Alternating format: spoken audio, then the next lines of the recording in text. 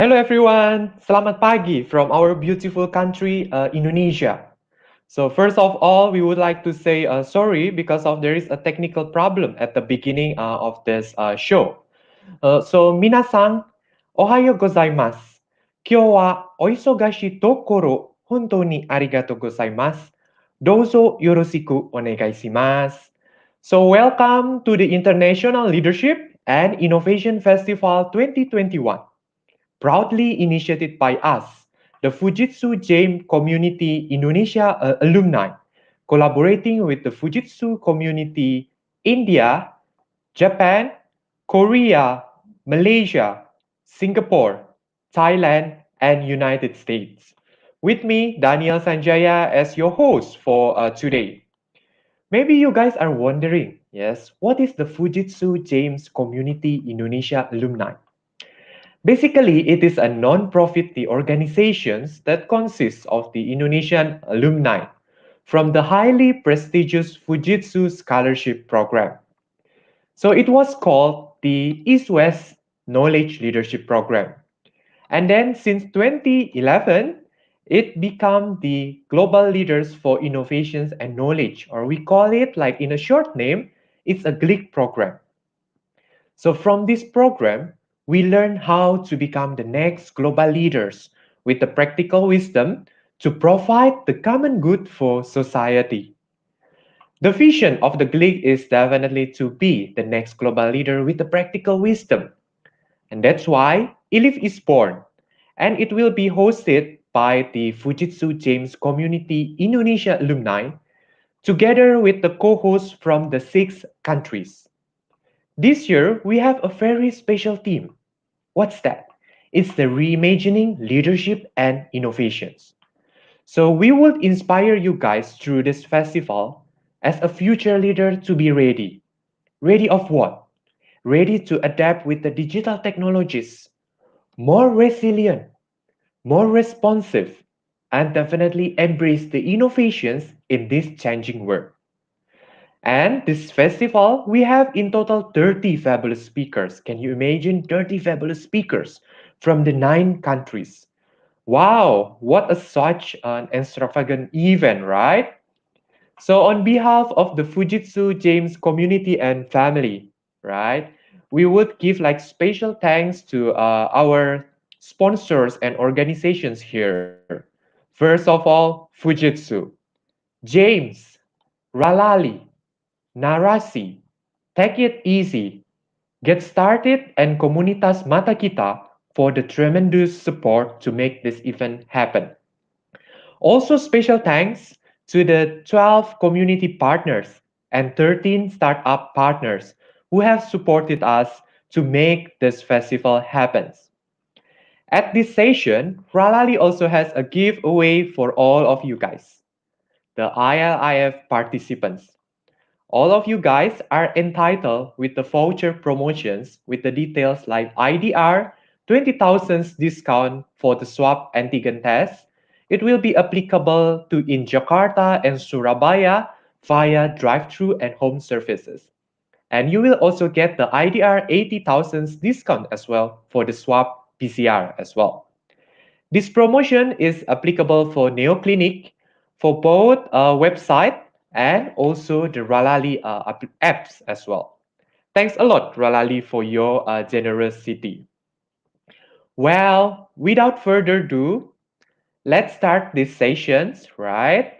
We have like a fabulous speaker here, yes, from the land of the rising sun. I would call upon the director of the Fujitsu James Foundations, Mr. Hidehiko Kawashima, to give the opening remarks. He would also explain about the GLIC program to you, or ILIF participants. Before that, let's watch the video of the GLIC as a teaser.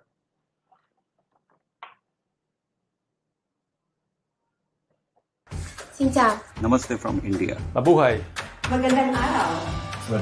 Kia ora whānau. Hello, everyone. Minalawa, kamusta? Hi, apa kabar? I'm a former James Fujitsu Scholars, Global Leader for Innovation and Knowledge. This insightful fun and transformational. Confident booster, inspiration, eye-opener. Enriching, enlightening, and enjoyable. 3Ds. Innovative, engaging, and reflective. The visit to Doi Tung in northern Thailand. International night. The Hawaii part of the program, we had fun activities, went to different places. To shift away from open production as livelihood. Connecting and learning from so many experienced and wise people made this program truly memorable and extraordinary. So on top of the learning, we also have the new family, New Ohana. The most valuable learning point came from a cross-cultural classroom setting. Is to learn leadership skills in a global context. The spirit of cooperation over competition. It made me realize the value of cooperation and diversity. We learned the value of patience to listen to different ideas. And also when you look into the issue, you should look into it as a holistic picture. And it really helped me to evolve as a person and also as a professional. It is about taking responsibilities and yet empowering others to act. Not about the role, it's more about the goal. It's about being able to strategize a goal that is bigger than any individual on the team and the team itself. Challenging each other in a context of that to bring about different dimensions of a team and to foster innovation. To co-create a joyful journey for living and for learning so that everyone can look for Is to understand who I am as a leader and become an authentic leader by action and live by example. Join the Global Leaders For Innovation and Knowledge Program now.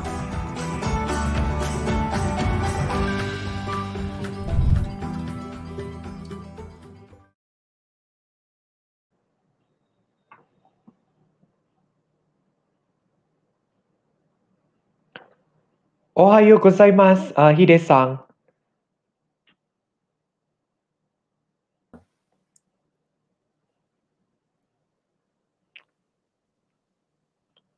All right, we also have like Hide-san here. Let me greet first. Ohayo gozaimasu, Kawashima-san. O genki desu ka? おはようございます、ダニさん。Hi, all right. Hope all of you like in a good conditions, right? So from like the video, like we could see like how the diverse like the leadership program from the GLEEK program. So I'm really glad like to hear that wow you are in a good conditions. I still remember like this time is like definitely the perfect season, yes, to celebrate the cherry blossoms and definitely the hanami in Japan. All right, now it is the time for Kawashima-san to give the opening remarks. Kawashima-san, dozo. Okay, thank you. So, by the way, so can you help me to connect my second PC for the slideshow, please? Yes. Hold on a second. All right, sure. Thanks.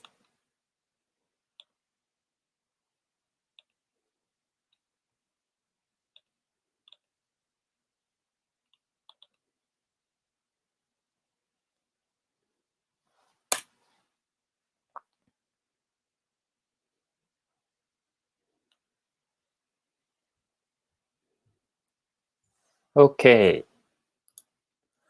So once again, so hello everyone. I'm Hide Kawashima from Fujitsu James. Very first of all, Ade-san and Dani-san, congratulations on hosting the International Leadership and Innovation Festival today. I hope that the collaboration with the James alumni, many experts, and people concerned will provide all participants opportunities to think about innovation and leadership, their own dreams, and the purpose. So by the way, so what do you think an innovation leader needs? We believe that what an innovation leader needs is not a genius idea, but creative action. It is not something you're born with. It's something you can still get it. It was not talent that they had in common, it was just strong will. Many people have experienced dramatic changes in their thinking, values, and worldview through James programs and have grown to be innovation leaders. So, did you know about Fujitsu James, by the way? It was founded by Fujitsu Limited, ICT company based in Japan, as a non-profit educational institute. A total of 3,200 people from more than 50 countries, including Japan, United States, and Asia Pacific countries, of course, Indonesia, attended the academic program.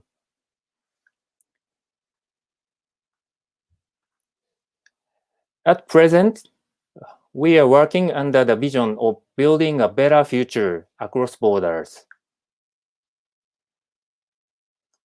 To build a world where everyone can implement social transformation in their own way and take initiatives regardless of the size to realize a better future. It is starting from everyone's dream, hope, and passion. We provide a program to learn the capability to turn dreams into reality, and Ba means community to support the realization of dreams. Our main program, Global Leaders for Innovation and Knowledge, is based on the idea of the common good advocated by Dr. Ikujiro Nonaka, the world's leading authority on knowledge creation theory. Participants will work on creating their own innovation plans during the program in 3.5 months in 4 countries. They will grow to be innovation leaders capable of creating values for society and making sustainable activities for bringing a social impact.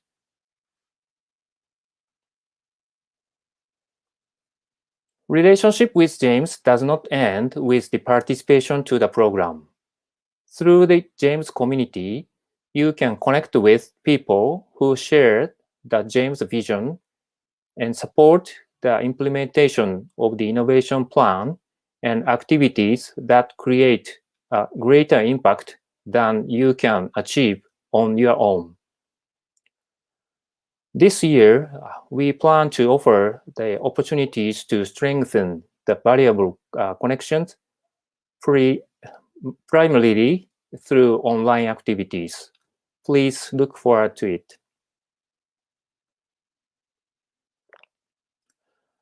Finally, the message from Fujitsu James. We Fujitsu James are here to make your dreams come true. You can start small, as you did at the festival today. Take small steps together and build a better future with others who have the same dreams, passion, and energy as you do. We Fujitsu James look forward to the participation of the next generation leaders like you. Thank you very much for your attention, and let's enjoy the 2 days festival together. Thank you very much, Dani-san.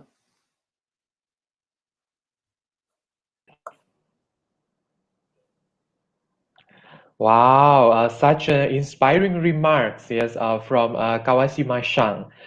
Thank you so much for your motivating remarks.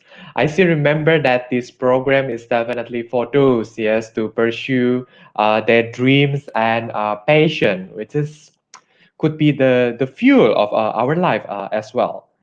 I really hope that wow, besides the click participant, there is also like another program from for alumni as well. So we could go back to Japan as well. All right, thank you so much, Thank you Kawashima-san, very much. for your time and also very motivating remarks. All right. Besides Kawashima-san from Yes. Japan, yes, we also have like the distinguished guest also from Indonesia.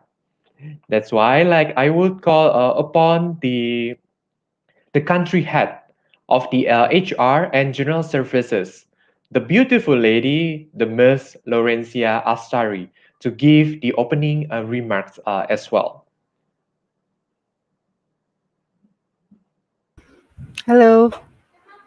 Hello. Good Hello, morning, Mas selamat pagi, Bu Daniel. Loren. Yeah, how are you?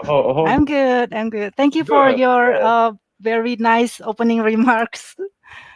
Thank you, Bu Lawrence. Yes, we are also so excited here. Yes, to welcome you, a very beautiful and also the gorgeous lady.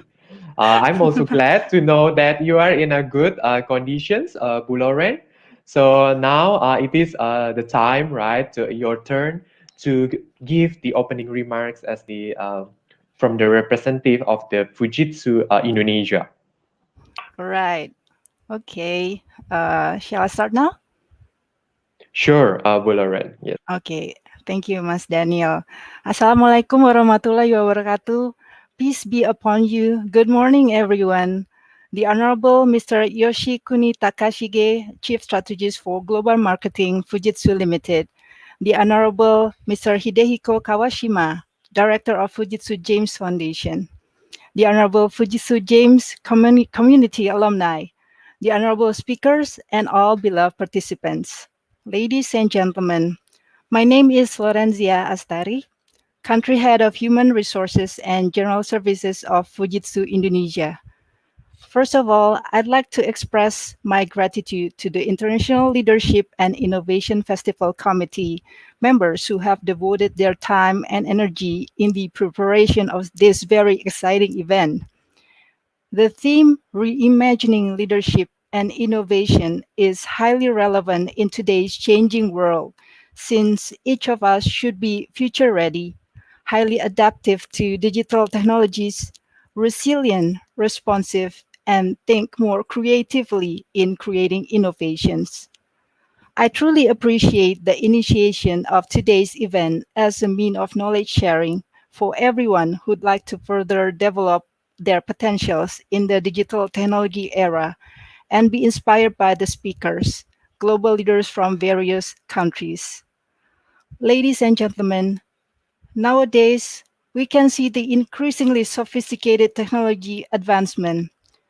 Many organizations have been embracing Industry 4.0 by implementing changes today and preparing for a future where technology and smart machines improve their business, finding the talent and knowledge that know how to best adopt those technology for their use, staying up to date, mastering leadership, innovation, technology, and entrepreneurship, which is this festival's pillars, are something that aligns with the mission of Fujitsu's Global Leaders for Innovation and Knowledge program. Fujitsu Indonesia greatly appreciates and supports the James alumni community to continue to inspire young leaders to be the next global leader with practical wisdom and stimulate innovation for common good to the next generation. I hope you enjoy today's and tomorrow's event and be able to get inspired. Thank you. All right. Thank you so much, Buloren, for such an inspiring remarks as well. I really emphasize, yes, from the your message from your remarks that wow, we really hope that we could contribute as well, like to inspire young generations in terms of the innovations and leadership to provide the common good for society as well. Thank you so much, Bu Lawrence, for You're your time. And welcome. yes, very well said remarks. All right, thank you so much. So, as I mentioned earlier, this festival is also supported by the co-hosts, yes, from other countries as well. I believe you guys are willing to know the co-hosts. Hence, let me call upon the Georgia's women, yes, from Indonesia alumni as well. A Wonder Woman from Indonesia, Miss Ade Tunggadewi, who will help me to introduce all of the co-hosts and also definitely the hosts. Yes. Hello, Ade.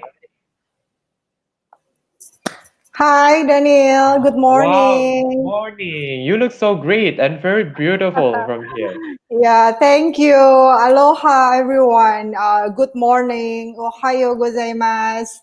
Selamat pagi semuanya. Terima kasih sudah hadir di sini. Mohon maaf pada saat pertama tadi ada sedikit kesalahan teknis. So we already have updated the new link for the other viewers. Hopefully, yeah, things when we will go smoothly in the next 2 days. So yeah, thank you, Daniel, for the introduction. You're most welcome, Ade-san.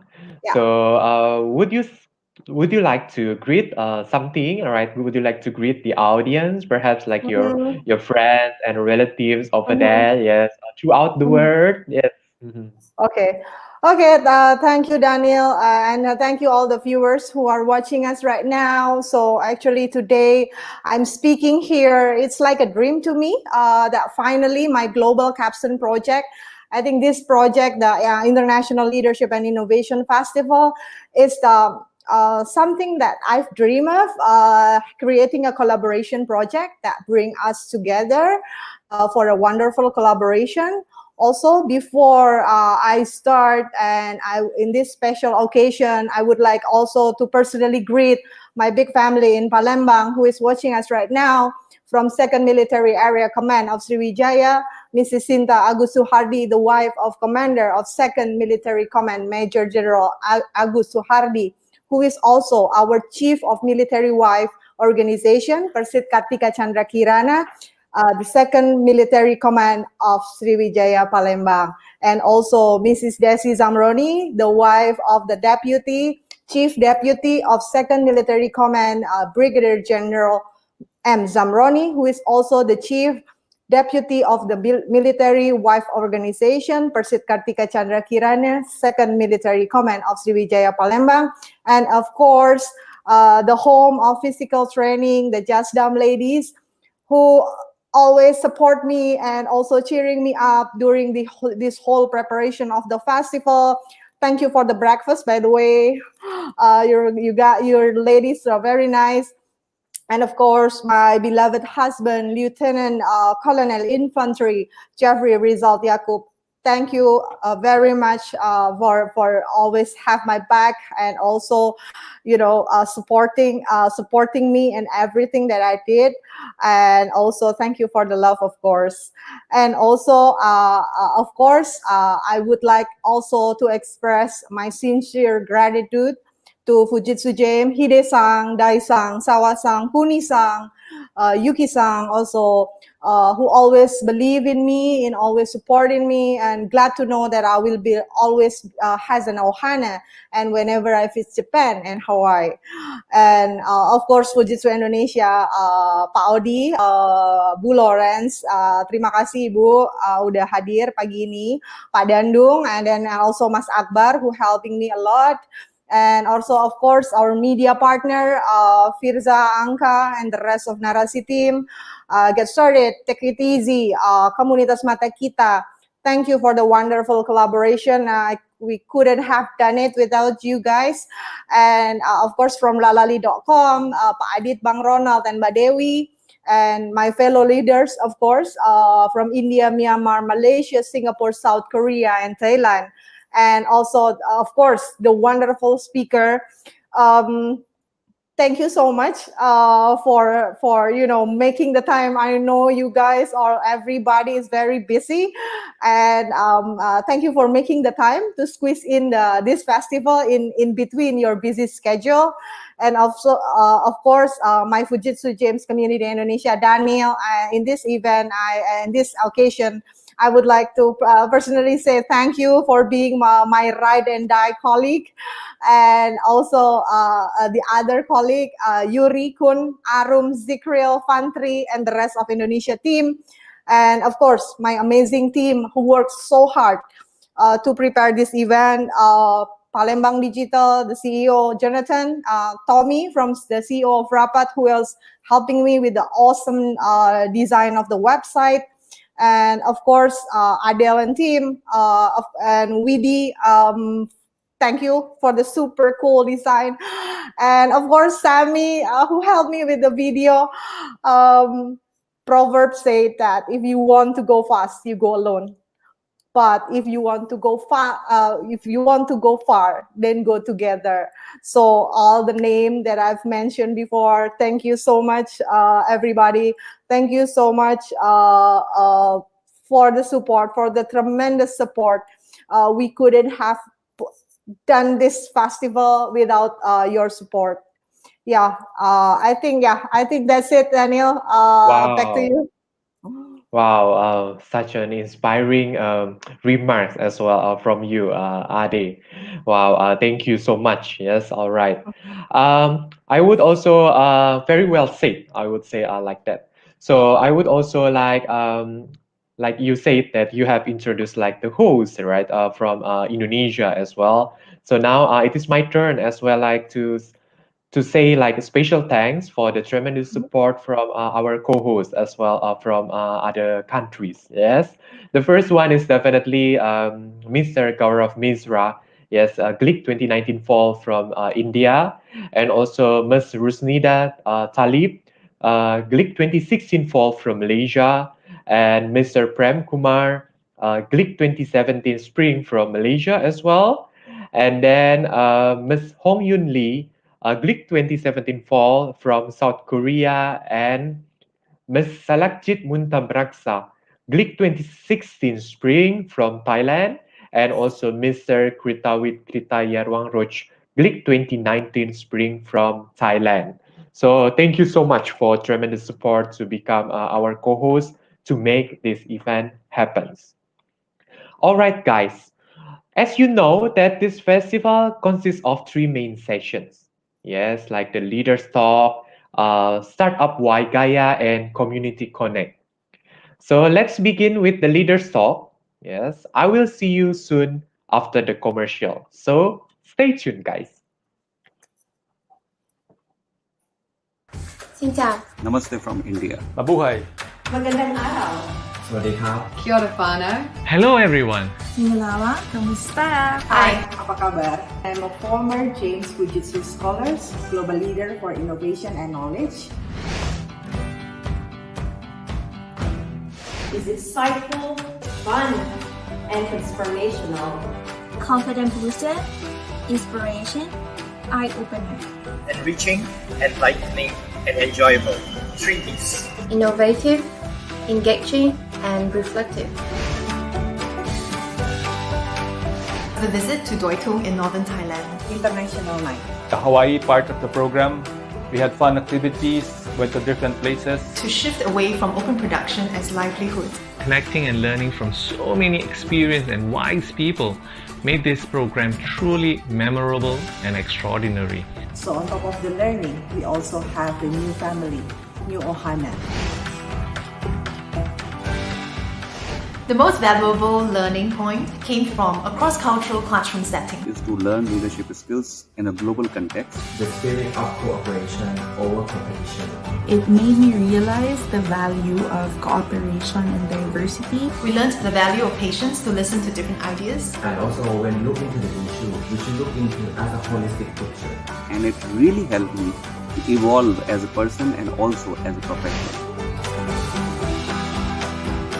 It is about taking responsibilities and yet empowering others to act. Not about the role, it's more about the goal. It's about being able to strategize a goal that is bigger than any individual on the team and the team itself. Challenging each other in a context of that to bring about different dimensions of a team and to foster innovation. To co-create a joyful journey for living and for learning so that everyone can look for Is to understand who I am as a leader and become an authentic leader by action and lead by example. Join the Global Leaders For Innovation and Knowledge Program now. now.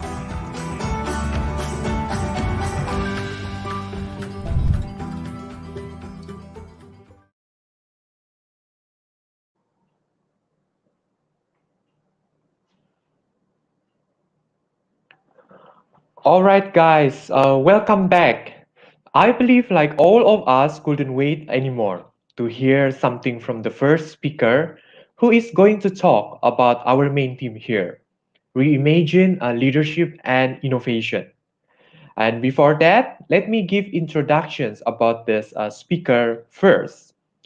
So our distinguished speaker is Mr. Yoshikuni Takashige. He currently serves as the chief strategist for the global marketing Fujitsu Limited. He joined Fujitsu in 1984 and he was engaged in the international business, taking strong leadership in developing Fujitsu important joint ventures and strategic partners with the global companies such as Alcatel and Cisco. Throughout his career, he has been exposed to many different people, businesses, and cultures around the world, which has helped shape to his thought about the transformations of the business and society.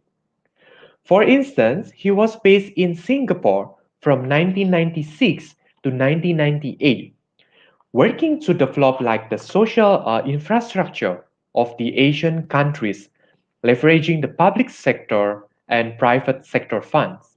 Since 2012, he has been leading the co-creations of the Fujitsu technology and service vision, which sets out the Fujitsu human-centric vision and its thinking on how the organizations can innovate by leveraging digital technology.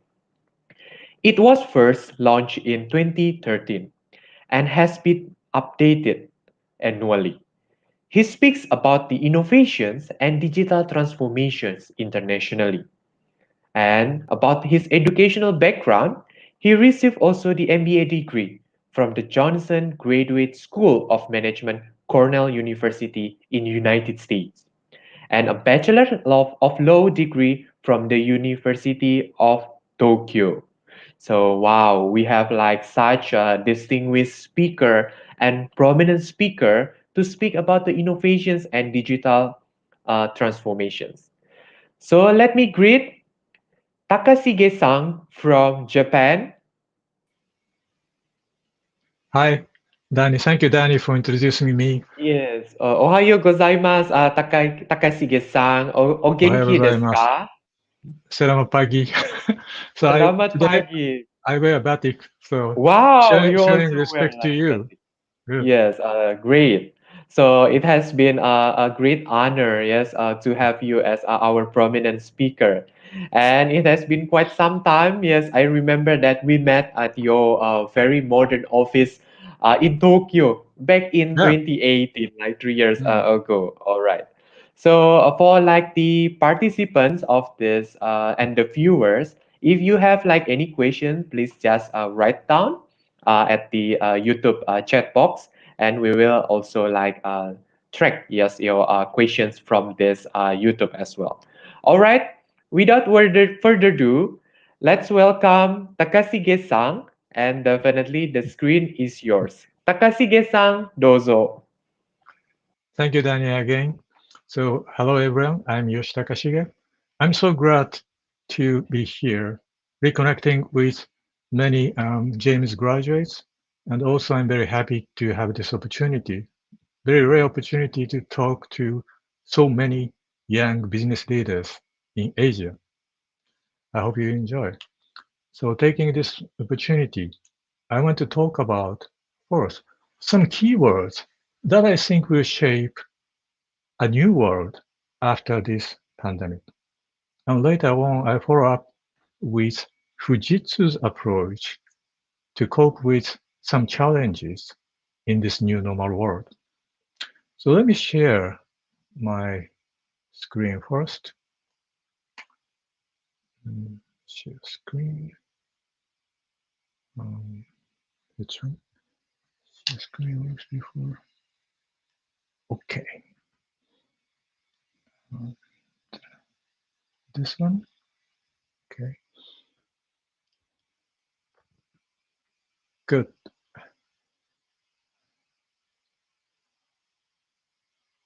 Can you see my screen? Okay. Let me begin. The COVID-19 pandemic gave tremendous impact to our lives and economies. We are still not out of the crisis, but we are on the way to recovery. So now is the time to reimagine the future. What kind of future you want to create and you want to create together? That's a big question. To answer to this question, I would like to introduce five keywords that I believe will shape a new world. The first one is uncertain. So we are living in an extremely uncertain world. Second, digital. The pandemic has accelerated digital tremendously. And the third, human. Yes, human-centric is very important. And borders. Border is fading away. And finally, sustainable. Yes, sustainability is now a very, very top priority for many business people and everyone. I'd like to talk about each keyword, but please note that each keyword has unique tension, and solving these tensions leads to creating innovation. So let me begin with uncertain world. We are living in an extremely uncertain world with ever-increasing complexity. The pandemic was totally unexpected to everyone. So now we are living in a world no longer tomorrow is not no longer tomorrow is a straightforward extension of yesterday. So what is the tension here?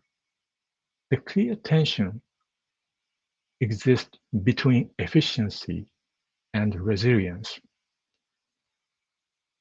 Resilience is the organizational capability to respond to changes. But so far, we have been emphasizing efficiency, and we worked very hard to improve efficiency by increasing scales, cutting costs, and streamlining operations. But today, our global supply chain was disrupted, although it was very efficient. So we need to think about that. How can we cope with uncertainty and can be resilient? The important thing is to work with agility. We asked business leaders in the world how you did overcome this serious crisis. They said they worked with agility. So it's very important. And also, similarly important thing is to drive your business by real-time data.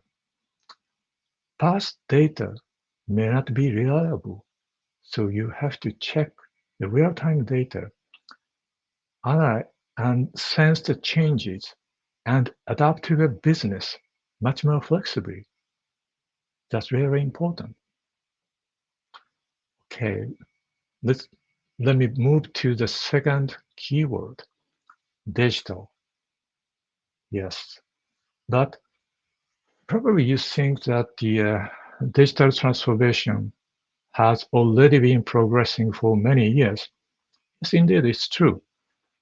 In a global survey last year, we found out that 70% of organizations already implemented digital transformation, and 35% already delivered tangible business outcomes. Yes, but we also know the pandemic significantly accelerated digital transformation. We have to be adapted to digital, otherwise we cannot survive. But at the same time, we have to ask ourselves, what's digital all about? Digital is not just about introducing technology, but digital is about our lives, our work. So now we are living, working, learning, connecting, playing digitally. So what is the tension here? The big tension between digital and physical. Yes, for example, I may buy something on the Amazon website, and I also go to the everyday physical stores to buy something. These are entirely separated. So till now, we've been living in the digital space and the physical space totally separately. But we have to think about how we can deliver seamless digital physical experiences to your customers. And it is possible by using not only your smartphones, but also wearables and many connected devices as well as sensors. So now digital is becoming a default mode of our living and working. But we also have to rethink about the value of our physical experience, revisit premium value of physical experiences that digital alone will not be able to deliver. So very much human touch experience with empathy and emotion is truly valuable. Okay, let's move on to the third keyword, human. The pandemic reminded us, all of us, of the importance of well-being of people, not only our colleagues, but also their family members and people in the community. Indeed, many business leaders told us they placed big priority on the well-being of their people, so they were able to survive during the pandemic. That's really important. So what's the tension here? I think I can find the big tension between automation and human. I was shocked to see a big appetite of the business leaders on automating their business processes. Some of them even think about completely automating their business processes. So full automation company may come in the coming years. But at the same time, they think improving the well-being of people, improving the well-being of their people is directly linked to the growth of their business. So both are important. So how can we resolve this tension? We need to be more ethical. So the business leader in the post-pandemic era must be very ethical and cautiously proceed with trusted automation, thinking about many stakeholders. Well, the first keyword I chose is borderless. In response to the pandemic, many organizations shifted to remote working. So did we. So now I'm working from home almost every day. Now, my personal life and my professional life, there is no border. So that happens to be for everybody. So what is the tension here? Here's big tension between place and people. Since the Industrial Revolution, we have set up big factories, office buildings, and big department stores And the people go there to do respective jobs, working and buying and so on. But now there's no border. And quite a few business leaders already said they would not go back to the previous way of working predominantly at offices. So I firmly believe hybrid work will become a mainstream in the new normal.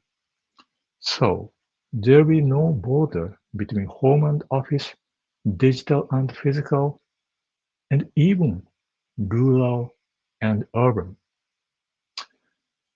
I'd like to say the population of Tokyo has decreased for 7 consecutive months for the first time in its history. It's an amazing thing. This could be a strong signal that we are shifting from the previous urban-centric society to more distributed, decentralized society. So, how can we resolve the tension between place and people, and how can we make a better society? The fifth and last keyword I have chosen is sustainable. We are facing common difficult challenges. Probably the biggest challenge we are facing today is climate change. The sea level may rise close to 1 meter by the end of this century. This will cause tremendous damage to coastal regions and people living there. That's a huge impact. In addition to climate change, there are more challenges like industrial waste, food loss and waste, aging population, poverty, income disparity, and many more. How can we do about this? There is a tension between profit seeking and common good of society. 30 years back, when I studied at a US university, a business school, I learned that the single most important goal of a company is to maximize returns to shareholders. Okay, this thinking dominated business practices for many, many years. But can we continue to take this position? Such societal challenges are not our business. I don't think so. We have to do about that. I believe business is merging with society. But how can we make it happen? This is a big question. But there is a good news. The mindset of business leaders in the world are fast changing. In a global survey we conducted last year, 92%, 92% of business leaders told us delivering value to society is very important for their business to be sustainable in the mid to long term. Why do they think so? There are four big reasons. First, delivering value to society increases the value of products and the brand value. Well, second, the young generation, you are conscious about social challenges, and your opinions are having a real impact. Yes, you are changing our world. And third, ESG, environmental, social, and governance investment is becoming very important among investors. And fourth, consumers, our customers, are looking to us, companies, to solve social challenges. All these mean that our stakeholders are demanding us to more proactively contribute to society and solve difficult challenges. What is key? The key is digital. 89% of business leaders said digital transformation has helped them deliver value to society, such as safety, well-being of people, smart city, better energy, coping with climate change, and so on. But we need leading light navigating us toward a better future. It is easy to say we'll contribute to society through business, but there are many challenges.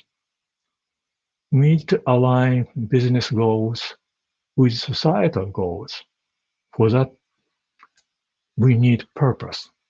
Purpose is why we do business in the society and what kind of value we deliver to society. And many business leaders now believe purpose will play a significantly important role in this new world. So, in the midst of pandemic, Fujitsu set out our purpose. Our purpose is to make the world more sustainable by building trust in society through innovation. I was personally involved in making this purpose. I'm very proud of this. And now we are motivating our entire 130 people to embrace this purpose and act with purpose to realize it. And we are transforming operations of Fujitsu according to our purpose. I want to show you one example, work-life shift. So in response to the pandemic, we immediately shifted to remote working. And we decided to make hybrid working as a normal working style everywhere in Fujitsu. So we innovated the way to work, but the objective of this innovation is not for efficiency, but it's to improve the well-being of our people in both physical and digital spaces and unleash the creativity of our people and maximize our potential.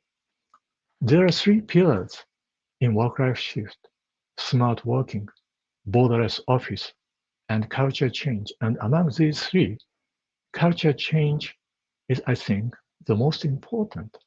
So we are fostering a new culture that our people embrace our purpose and openly collaborate with colleagues and external ecosystem partners to achieve this. I think our people like it. So in Japan, 80,000 people shifted to remote working, and now 80% of our colleagues in Japan are working remotely, and we are enjoying this new working style. Okay, I think there are three steps in digital transformation. The first step is transformation begins and making your business more resilient in this uncertain world. And the second step is to transform your business to make your business more relevant to your stakeholders and deliver better trusted value to society. And the third step is to evolve into an ecosystem business model to make your business much more innovative, to co-create truly human-centered value. I believe this is the roadmap to trusted society, and technology must empower people to innovate and deliver impact to society. I want to show you just 3 examples of technology innovation that we are striving to deliver impact to society. First one, saving more lives. We developed quantum-inspired computers we call digital annealer. And this brand new computer can solve very complex combinatorial optimization problems that conventional computers were not able to solve. And this new technology can accelerate new drug discovery that took many years. So it took many years to explore new drug candidates. But this computer helps people to find out new drug candidates in just instantly.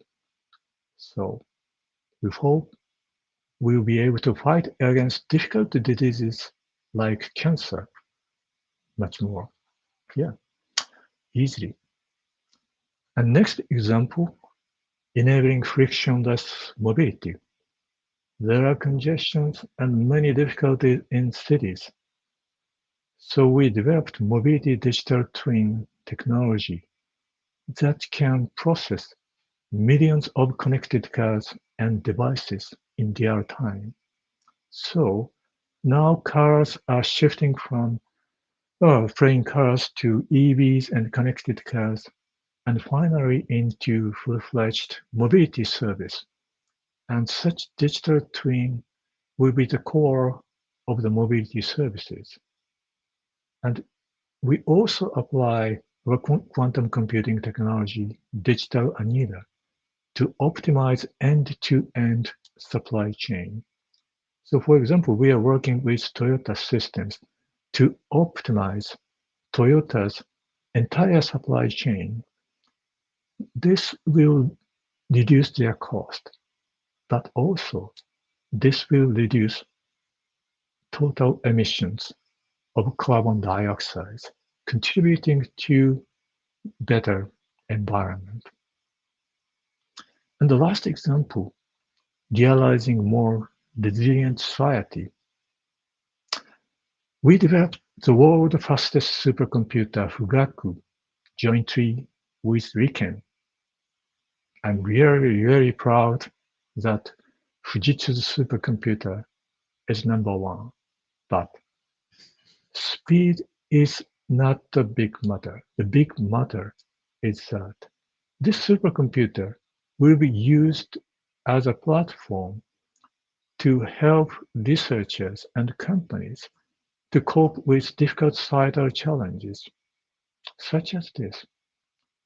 So we work with many people to predict what will happen next with much higher resolutions through sensing and simulation to mitigate the impact of difficult natural disasters. So this is just an example out of many. Good. Well, this brings to me the end of my presentation. So I have talked about 5 keywords, and each keyword represents some tensions. And resolving tensions, I think, would lead to creating innovations. Okay. Now is the time to reimagine your future and your future business. So let's look out the changes outside your world, find out emerging trends, and try innovation toward a trusted future. Thank you very much for listening. Okay. All right. Wow. Thank you so much, Takashiki-san, for your presentations. It's like truly inspiring. Like from your presentations, like I am so touched, yes, to know like the Fujitsu purpose that you mentioned is to make the world more sustainable, right? By building the trust in society through innovations. All right. I would ask you several questions, Takashiki-san, because like I'm so enthusiastic yes to listen about your presentations. As you mentioned from your presentations, right? We live in the uncertainty world now, Mhm. right? In which like the pandemic, the COVID-19 pandemic, accelerates the digitalizations that impacts through all sectors. Yes, from the business to education sectors. Mhm. According to your opinion, which leadership skills that the young generation should have to survive in this the world of the uncertainty, like you mentioned? Okay, Danny, thanks. So I think there are three important things. First, be purpose driven, as I said. Mm. In this Yes. uncertain time, it's very important to look at future and set out your purpose, why you do business in this society, and communicate your purpose with a compelling story. So story is very important. So you have to be a good storyteller as well. And the second point is that be human centric. Even in this digital age, it is people who create value, create innovation. So leaders must empower your people so that they can innovate with agility and by nurturing good culture and building trust among people. All right. And the third point I want to say is to drive your business by digital and data. So it is very important to integrate technology into your business process. Now businesses become equal to technology and drive your business based on real-time data. Wow, So 3 very points. well said. Mm. Yes, Mm. purpose driven, human Mhm. centric, Yep. and definitely drive business through digital data that you said, Mm. right? Mm. Very well Yep. said. All right, like I would ask like another question, Takashigi-san. Mhm. So as we can see that although like we live in the uncertainty world because of the Mhm. COVID-19 pandemic, but Sure. like I strongly believe that from the vision, yes, of the click is like to inspire like the people who has a dream, Mhm.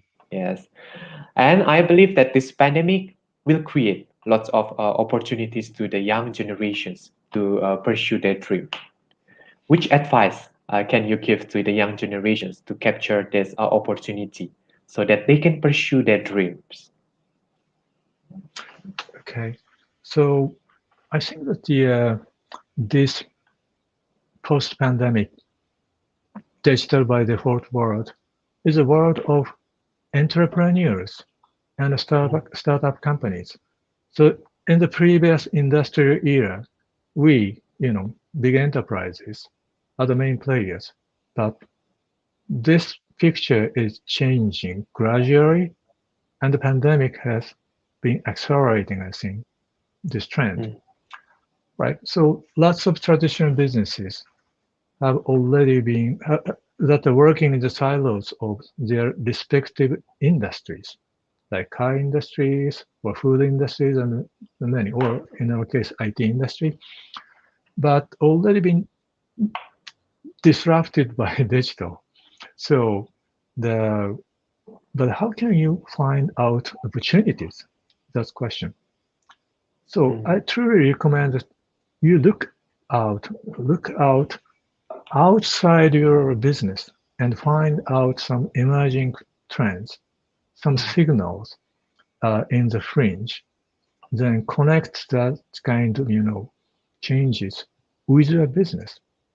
Mm. So connecting the dots, All like right. Steve Jobs said. Mm. Well, so for example,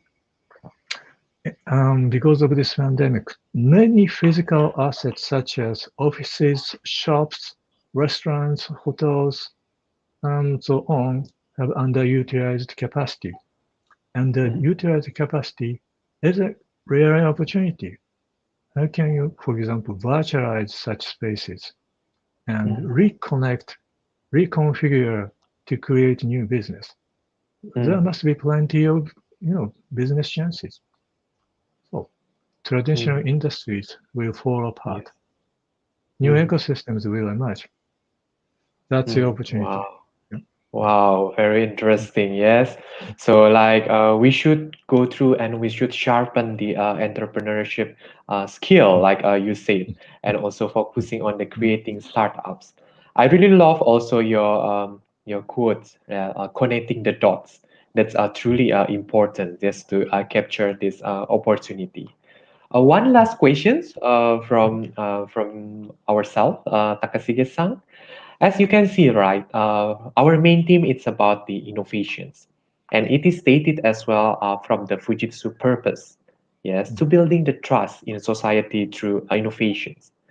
So, like, I'm thinking, yes, innovations perhaps like it's about the artificial intelligence, and now everybody is talking about the artificial intelligence. According to your opinion, what are the pros and the cons of you using the artificial intelligence into our life? Okay. Um, Thanks. So AI, AI is a buzzword, but the AI technology is reality. So AI is a buzzword consisting of many different AI technologies, and AI technologies are advancing very rapidly. Now, we cannot tell these voices or these texts are really natural human, text or the AI made text. It's difficult to tell. So there are many good things or pros. So AI technology is automating some, repetitive tasks Mm. for us. So we can Mm. use our time for some creative work, or AI can monitor our, Mm. behaviors and predict what we want to do next. They help and Mm. suggest something. And finally, AI can Mm. empower us or augment our capability. So Mm. I'm going to get old. Everybody's going to get old and weaker, and probably I'll be losing my memory, but AI may Mm. help me to remember many more. Okay. But bad Yes. thing about Wow. AI is Mm-hmm. data privacy and Mm-hmm. trustworthiness of AI judgment. So, for Mm. example, AI may make Yes. pretty biased judgments and prejudice some people. And Mm. of course, AI may give some impact to our jobs. So, so Yes. these are tensions, and resolving these tensions is very important. Automation and human convenience and Mhm. privacy. If you can Yes. deliver trusted AI, this will be a really good innovation, and we are striving for that. Wow. Okay. Yes. All right.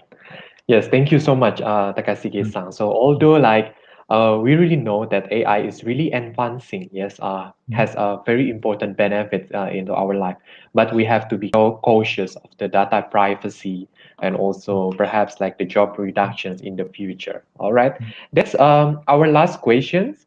So thanks a lot once again for your truly insights and time. 今日 mm, はお忙しいところ、本当にありがとうございます。Right. Okay, yes. Um, as you mentioned about the importance of the leadership and innovations in this post word of the uncertainty word, yes, the post-pandemic word. So I would showcase like the two innovative capstone projects from the former GLIC members, both mm, Tambo and Simian. mm, But before that, let me introduce about the next speaker. Yes, the second speaker, the mm, Wonder Woman from Indonesia as well, who is like the founder of the Tambo. All right. Our second speaker is Ade Tunggadewi. So she is a Fujitsu Scholars GLIC 2017 Fall. She graduated from the University of Indonesia in Mass Communications. During the GLIC program, she successfully bagged like several awards. Senator Francis Ewong Leadership Award, Distinguished Student Award, James President Award, and female best presenter for the Hawaii project competitions. Professionally, she is an award-winning experiential creative project creator with more than 13 years experience in the marketing industry. She co-founded her brand experience agency and lead the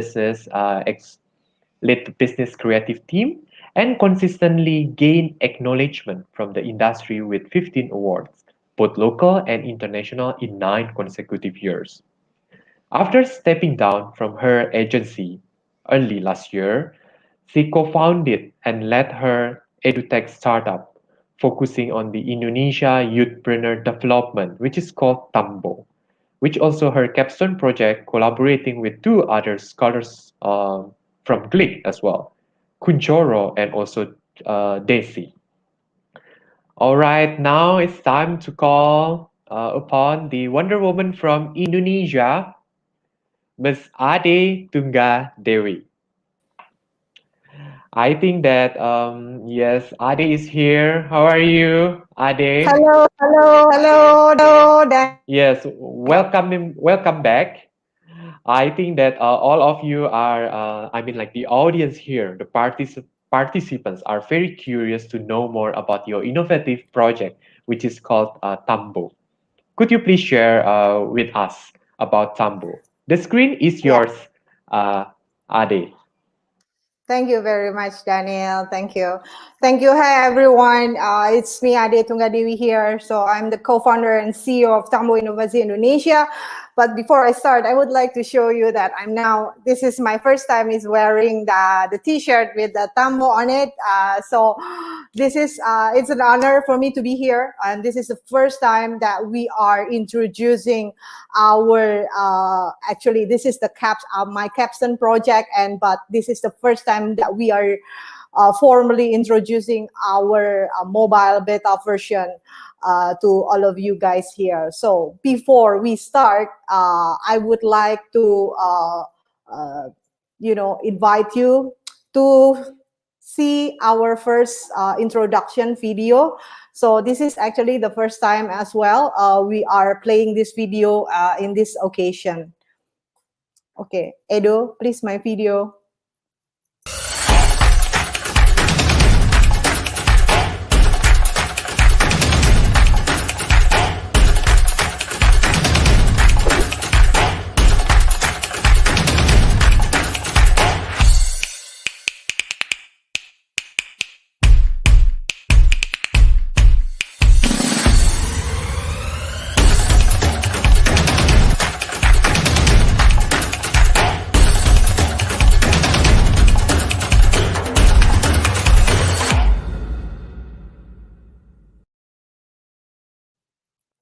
All right, that is our introduction video. So I'm going to pull up a slide. Let me try to pull up the slide from my end.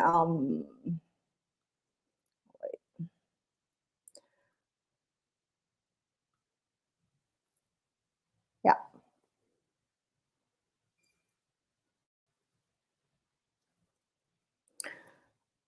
Okay. This is our way on reimagining the leadership and innovation. So I'm going to start. Wait. Let me check. Okay. Okay. The slide. I think the slide is perfect. This is our way in reimagining leadership and innovation. So as you can see now, this is the reason why that we want to show you guys the story of Tambo, and also this is why we are creating this startup. So the COVID-19 outbreak, we already know that it's impact higher unemployment rate in almost all over the globe. So predicted that until 2020, it will reach 12.7 millions by the end of 2021. So, and as if we're looking at the condition, of course, it will impact the economic condition. So if we looking at the GDP of Indonesia, 61% is coming from MSME. So the 61% is coming from 64 million SME in Indonesia, and also it absorbed 97% of the total labor, and also absorbed 99% from total employment, and contribute 14% of the total export. However, the entrepreneurship ratio in our country is targeted to grow from 3.5 to 4% by 2024. So, in the other hand, despite of the pandemic, what's happening right now, not only in Indonesia, now Indonesia is entering also the demographic dividend from 2020 and until 2030. So in this condition right now, we have 185.34 million citizens, with 68% of the total population is consists with Gen Z and millennials. So if we're looking at those two conditions, the first condition is that the GDP contribution, and then the second one is the condition of the Indonesian population right now. So actually, there is this a window of opportunity to connecting the dots between those conditions. So we think that there's a need to get Gen Z and millennials to be entrepreneur ready in order to contribute Indonesia to the Indonesia's economic growth.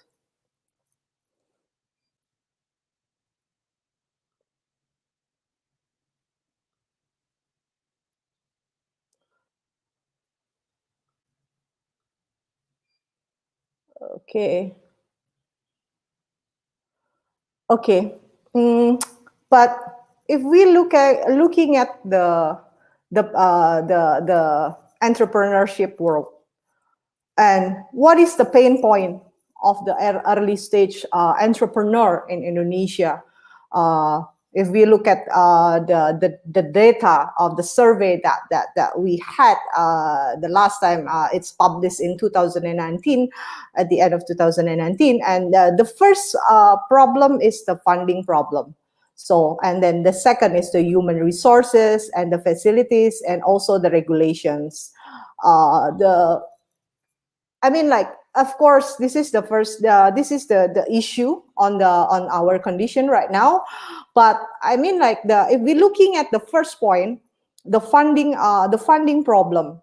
But we try to dig a little, little further before the funding, before facing the funding problem. How do startups prepare a feasible business plan? How to discover the idea? What's the story? Looking at the listening to the Takashige-san presentation, you have to able to create a story. What is the story? What's your story? So meet Kevin. This is our target audience. This is our persona.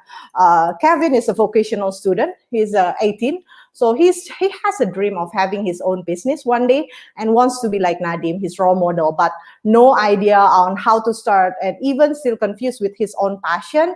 And also, all he can find are information and platform for those who already have already started, those who already have products and teams. So who will help Kevin? He has a lot of pain points, and also he has motivation, behavior, certain motivation, behavior, and also use Instagram a lot. So who will help Kevin?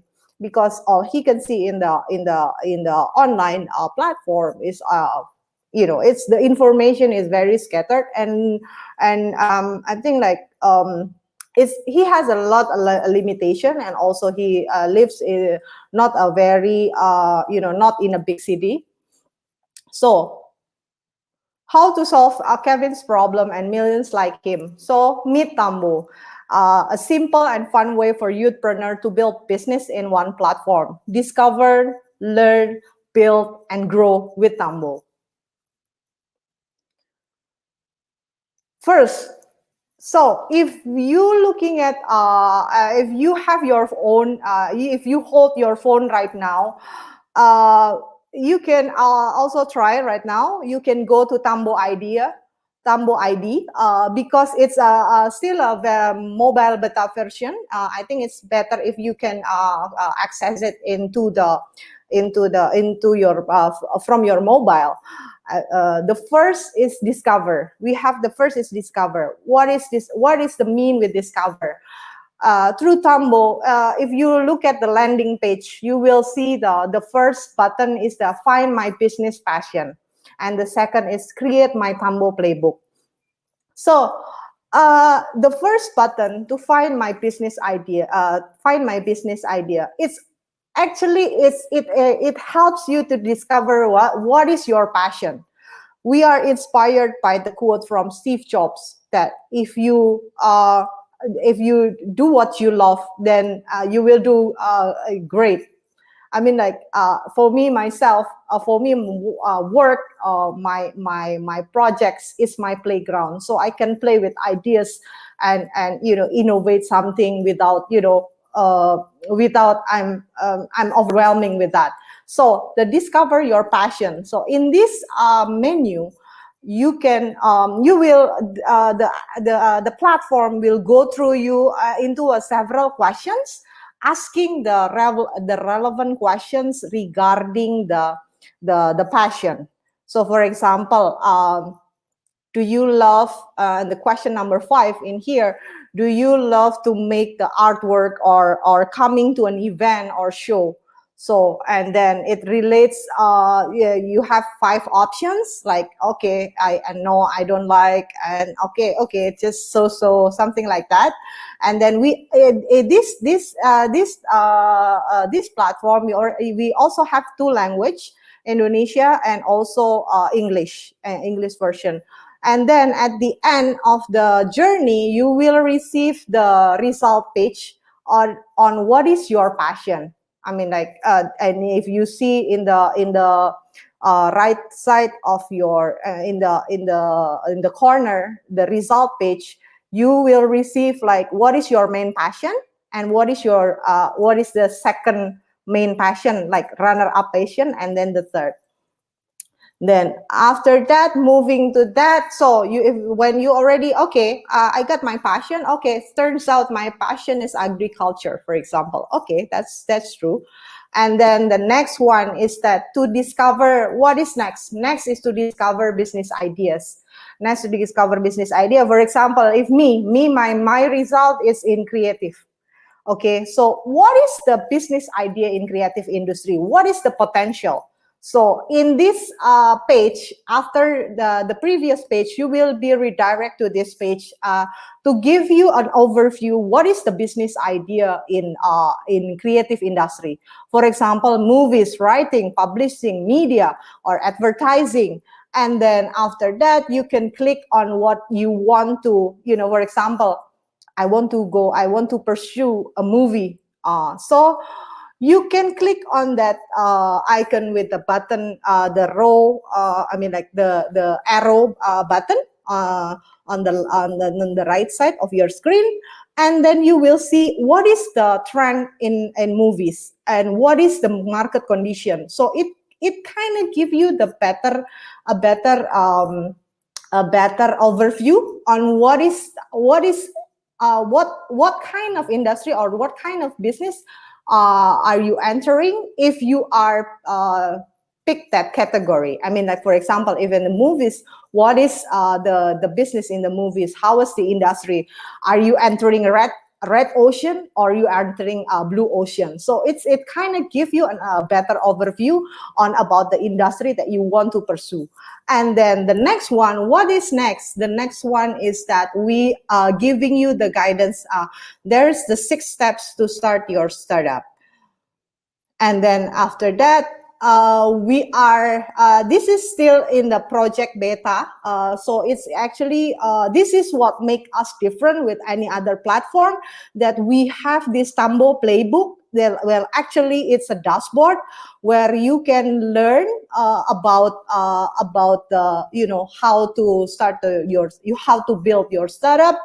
And then also you can, if you can see the second phone in the middle, you can also monitor or track your progress on building your startup. So it has the 6 step. Each step we have the learning recommendation, and also we have the the lesson that you need to accomplish, and then you can track your and monitor your progress, and also you can collaborate with your co-founder or maybe your team, your other team. And then the last one is still coming soon, but we are preparing it right now. You will receive the learning recommendation, class recommendation, or also mentor recommendation. For example, in the learning recommendation, sometimes based on our survey that we've done several times, this young generation is very confused on what is to be, what to learn first. So because all the material is coming in all of the sudden, and everything is like, oh my God, I'm so confused and overwhelmed. So in this playbook, we give you step by step, and we guide you step by step, and also customize for you. For example, if you are in the stage 1, I'm not going to feed you with for example, like how to calculate stocks or shares, or maybe how to count the valuation of your startups. No, so we go one by one.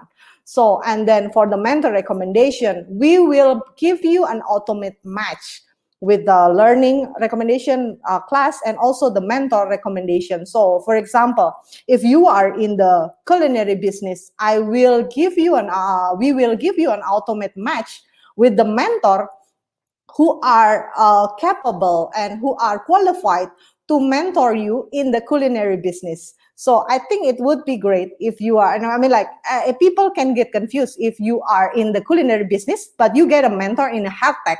So I think you will get a better and a deeper perspective and deeper mentorship advisory if you have this mentor with the same category. This is very important because it's also my personal experience on when I built my first startup.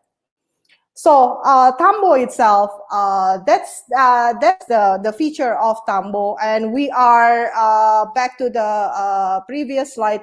We are still in Tambo, our Tambo playbook still in beta version. So we are we do hope. We still have a lot of to improve, but we are progressing, and we do hope you can give us input, and we want to build this platform along with your insight, the customer insight, and also your inputs is our treasure. So please feel free to DM us in our Instagram Tambo ID, or also maybe if you know me, then you can give me a direct message to give inputs about our platform. So we also looking at for those who are now watching, if you are interested to be our partner, or maybe you want to apply a mentor, then we are very happy to collaborate with you as part of the Tambo family. And Tambo itself, Tambo Media itself, so it's actually built by Kun from the Click 2016 spring with his colleague Zamah. The Tambo Media itself was founded in 2017, and since then we already received several awards and recognition. So, for example, in 2021, and then in 2017, we received from Ristek Dikti and also WSIS Award International, Telecommunication Union and Platform, and Young Creative UNESCO City in 2019. And also we created a program, Social Innovation 5.0, where we are gathering the disruptors from various backgrounds.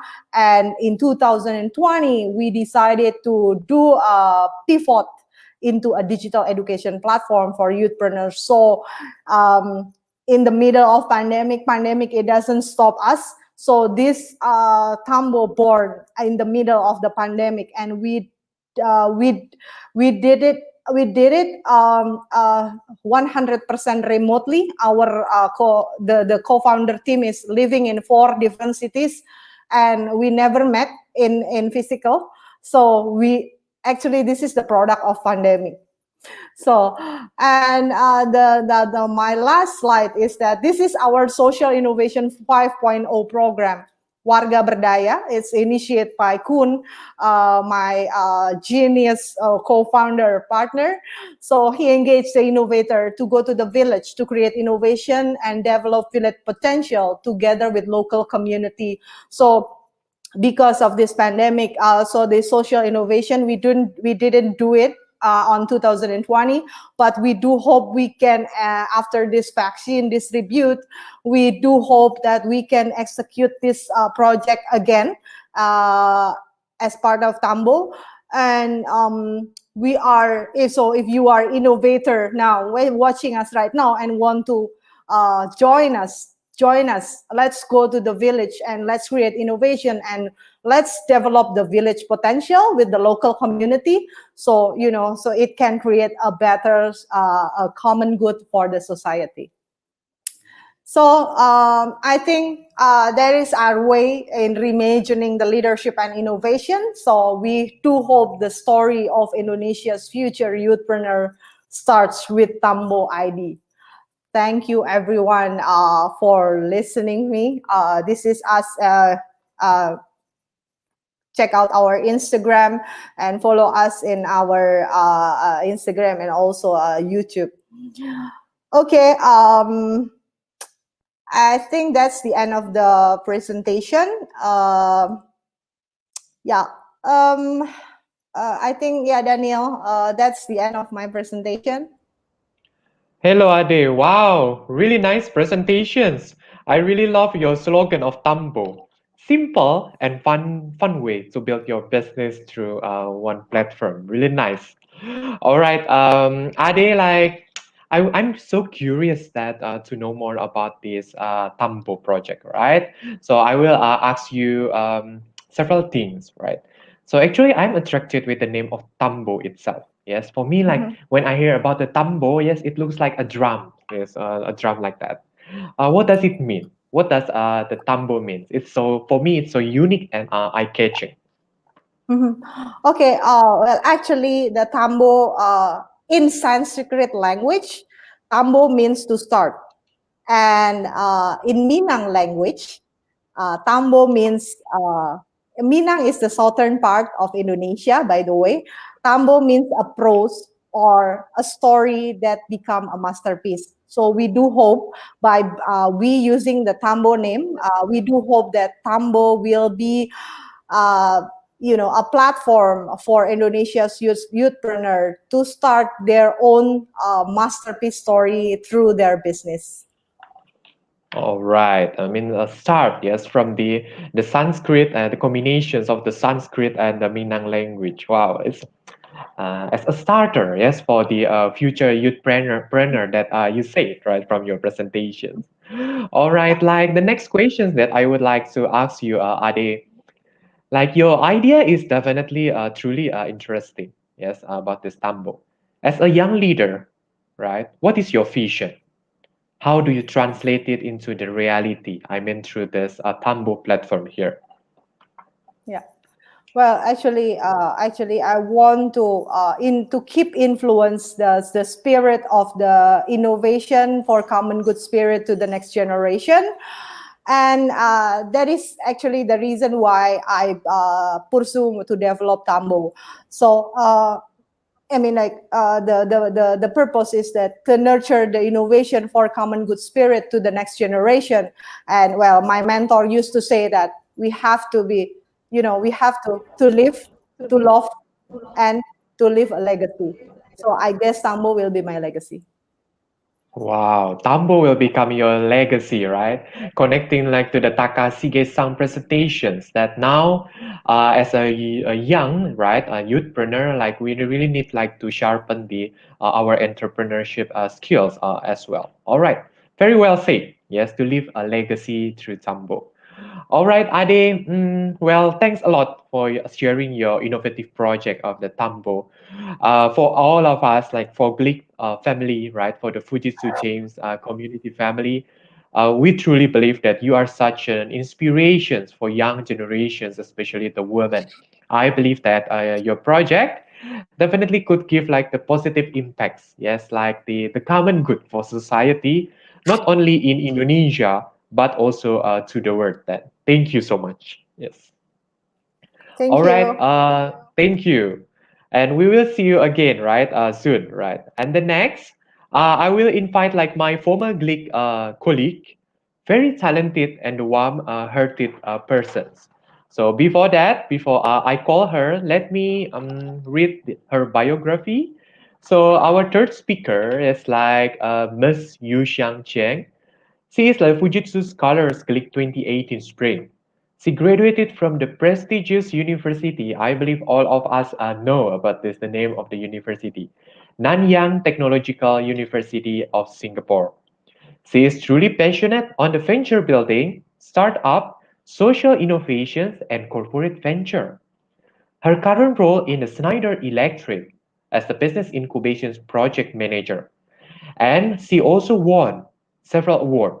Schneider Entropy, for example, Innovate Most Sustainable Goal, Triple E Excellence Award NGU, first runner-up for the Go Green in the City and the Singapore Country Finals. And later on, she also founded the Simi app, a special app for your most important relationship, igniting the emotional connections no matter where you are. Without further ado, I would call upon um, my old friends, right? Yu Xiang. Hello, hi everyone. Selamat siang. My name is Yu Xiang. Hello, Yu Xiang. Great to see you again, although we meet again in a virtual way. Yes, I still remember that last time, like we ate the sashimi dong at the Tsukiji Fish Market back in 2018. That All was right. good. Yes, exactly. So I still also remember that your project, this Simi app, like the original idea of the Simi app, won the first runner-up on the Capstone project last time.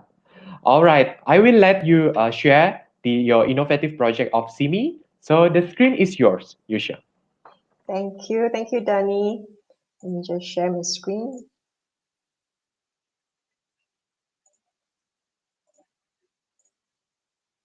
Okay, should be able to see my screen. Okay, so first of all, I would like to take this opportunity to thank Dani and Ade for giving me this opportunity to share more about my experience, as well as for Fujitsu James to sponsor such a program. It's really a wonderful experience to be back here, meeting my classmates, Dani, and also meeting new friends and interacting with all of you. So it's really my pleasure to be here. So a little about myself. So like Danny mentioned, I attended GLIC back in 2018 spring. Exactly 3 years ago, we are in Tokyo, enjoying the full blossom of sakura at this time. So I really miss those times. And so right now I am the business incubation project manager at Schneider Electric, where we create new ventures, new startups, as well as working very closely with early stage startups that are strategically aligned with our core business. And at the same time, I'm also the founder of Simi app, which is a private social app that is designed for families and close communities to promote better interactions and bonding among the family members as well as close communities. And something personal, I like to draw, from doodling to portraits, painting. And I also like to make short videos on TikTok, as well as on YouTube, obviously. So yeah, very happy to be here. So for today's session, I'll be sharing more about my personal experience in innovation, as well as my personal view, and how that view and experience helped me with my journey with Simi app. So first of all, let me ask you this question, right? So when you see these two images here, you see Tesla latest electric vehicles model. You see also this farmer's latest sewing machine, right? Which one do you think is innovation? So feel free to put that down your comment in the chat and tell me which one do you think should be considered as innovation. Is it the first one or the second one? Right, I give you 5 seconds to write down your answer in the chat. 1, 2, 3, 4, 5. Okay. So the answer is both are innovation. Right? Essentially, innovation is about solving a problem and creating values to the user. So for the first case here, when we talk about Tesla electric vehicles, the essential problem that they are trying to solve is about pollution, it's about carbon emission, it's about resource scarcity, right? With internal combustion engine type of vehicles that use petrol, our fossil fuels are depleting each day, right? As well as the carbon dioxide as well as other kind of gas that's being emitted through all these vehicles are not sustainable to our planet in the long run. And therefore, they come up with a more sustainable, more green solutions, and at the same time delivering the same outcome, which is mobility and transportation to the users. So at the same time of solving a problem, they're also creating better values for the users. So for the second scenario here, the problem that the sewing machine, right, or the trucks in the rice field is essentially trying to solve the problem of manual labor as well as food sustainability. So with urbanization and globalization, children of the farmer no longer look forward to working hard under the scorching sun for many hours every day, doing manual work to plant the rice plant in the field, and yet yielding very little product, very less productivity that they can get out of it. So from all this, right, it's not sustainable, both in terms of the labor as well as the number of crops that we can yield from such manual labor work, right? Therefore, by having a new machinery that can automate some of these process that can help to enhance the productivity of this process can definitely bring value, can help to solve this problem, and at the same time also bring more values, not just for the farmers, but also for the whole world population as a whole. Right, so the next question would be, how does then innovation come about, right? So these are, I personally identify 3 different ways of how innovation come about, and also my personal experience on how I've been through this innovation journey, right? So for the first one, it's about observing our surrounding, or for those that are familiar with the knowledge creation topic or attended GLIC, you will know Gemba is the word, where we talk about the people, the time, the venue in the right context, right, about the Gemba. So observing our surrounding is a very powerful way of innovating, because we see how people are interacting with each other, how people are solving their problems, and what kind of problems do people face every day, right? And that kind of observation can happen anywhere at any time. And then secondly, it's about listening to others. And here in particular, it can be customer voice, all right, customers that we interact with, we hear about the pain point, or even sometimes anyone that we interact with, right? We not just observing how they solve their problems, but also hearing directly the intensity of pain that they face when they try to solve the issues or the problems. And finally, it's about experiencing. Either you can experience the pain points yourself, you feel frustrated about not being able to deliver something, some results, or not able to solve a problem in an efficient way. And that is where that trigger you to come up with solutions, better solutions that can address those pain points. So if we put it into the context, right, especially right now during the pandemic, right, and we put out these three different methods of innovation into this context of pandemic, right? So during pandemic, we observed that there's a lot of headlines in the news, right? We hear about issues that happens. We also read some studies and research that COVID-19 pandemic has taken a toll on our mental health, right, at varying degree. Sometimes it can go as serious as we read about news about people committing suicide because they could not cope with the stress that has been piling up. They lost their job, they lost their family members that impacted by this COVID-19 pandemic. So that actually has certain impact on everyone's psychological well-being.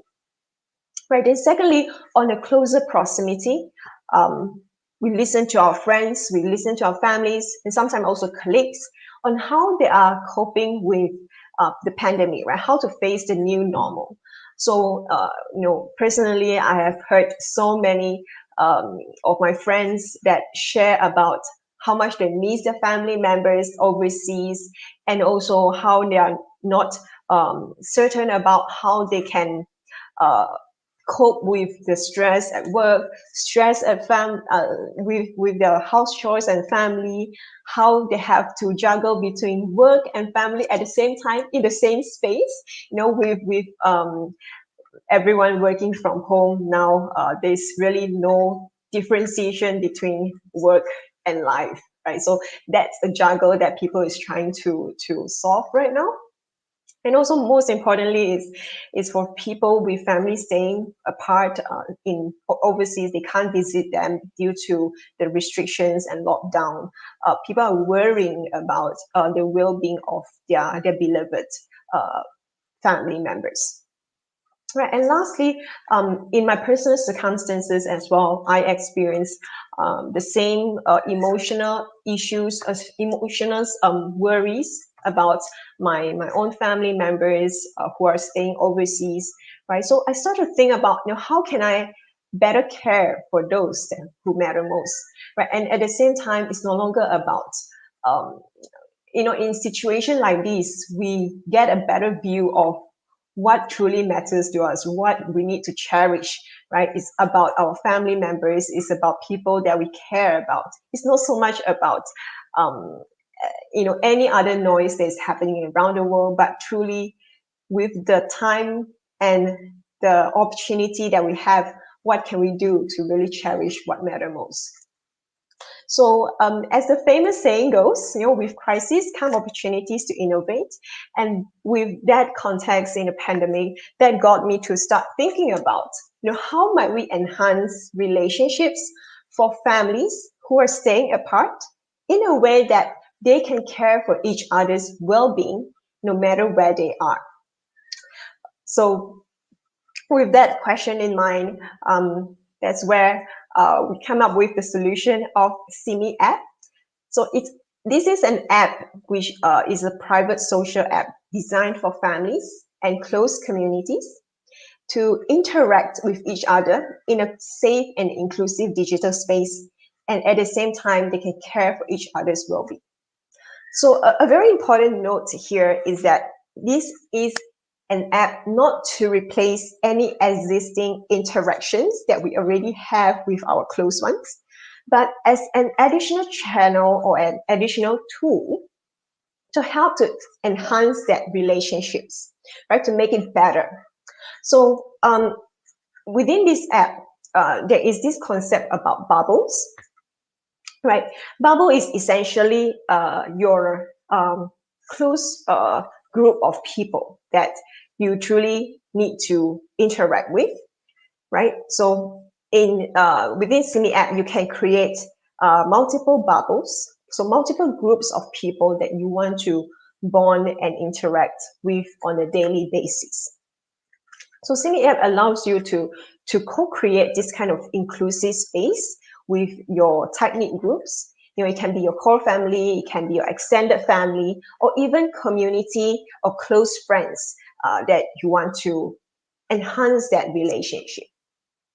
So within this bubble, whatever that you do, the way that you communicate and how you interact within the bubble, will only stay within the bubble. So that is the main differentiation with the mainstream social media today. And so within this each bubble, you can post your photos, you can curate your photo album together, you can chat, so it's like group chat but with extended features.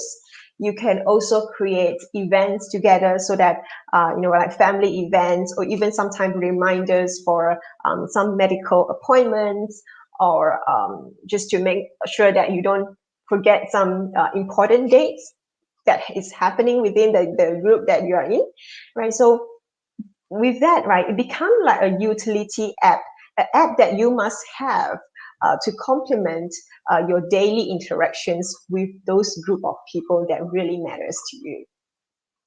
And most importantly, this app is about helping people to care for each others in the most delicate way, right? So we have this feature called mood tracker, right? So it's a very subtle message about emotions, right? Where we, every time we ask someone, how are you?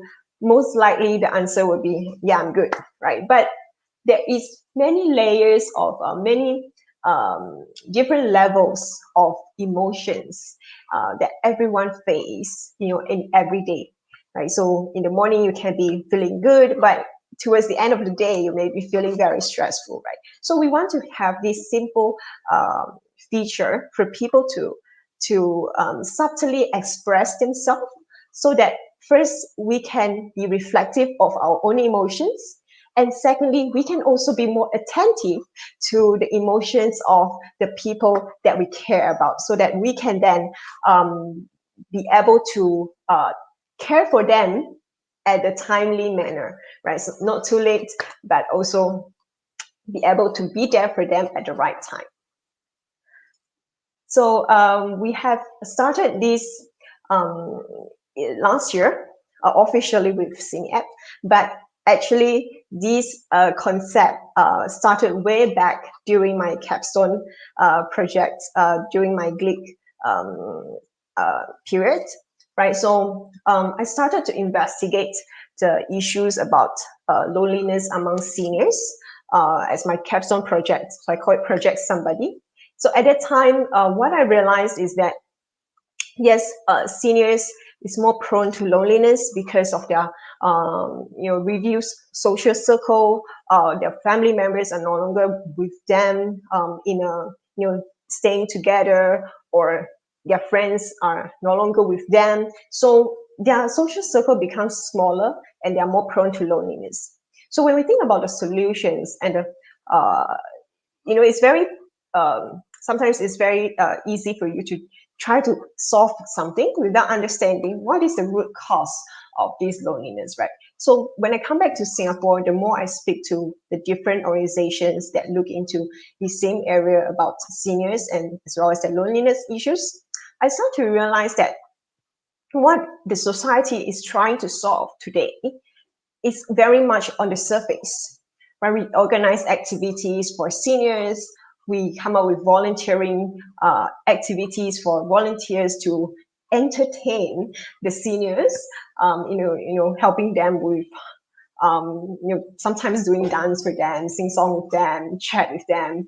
But essentially, these are all temporary, right? Whatever care and entertainment that the volunteers can provide to the seniors are very temporary to their emotional well-being.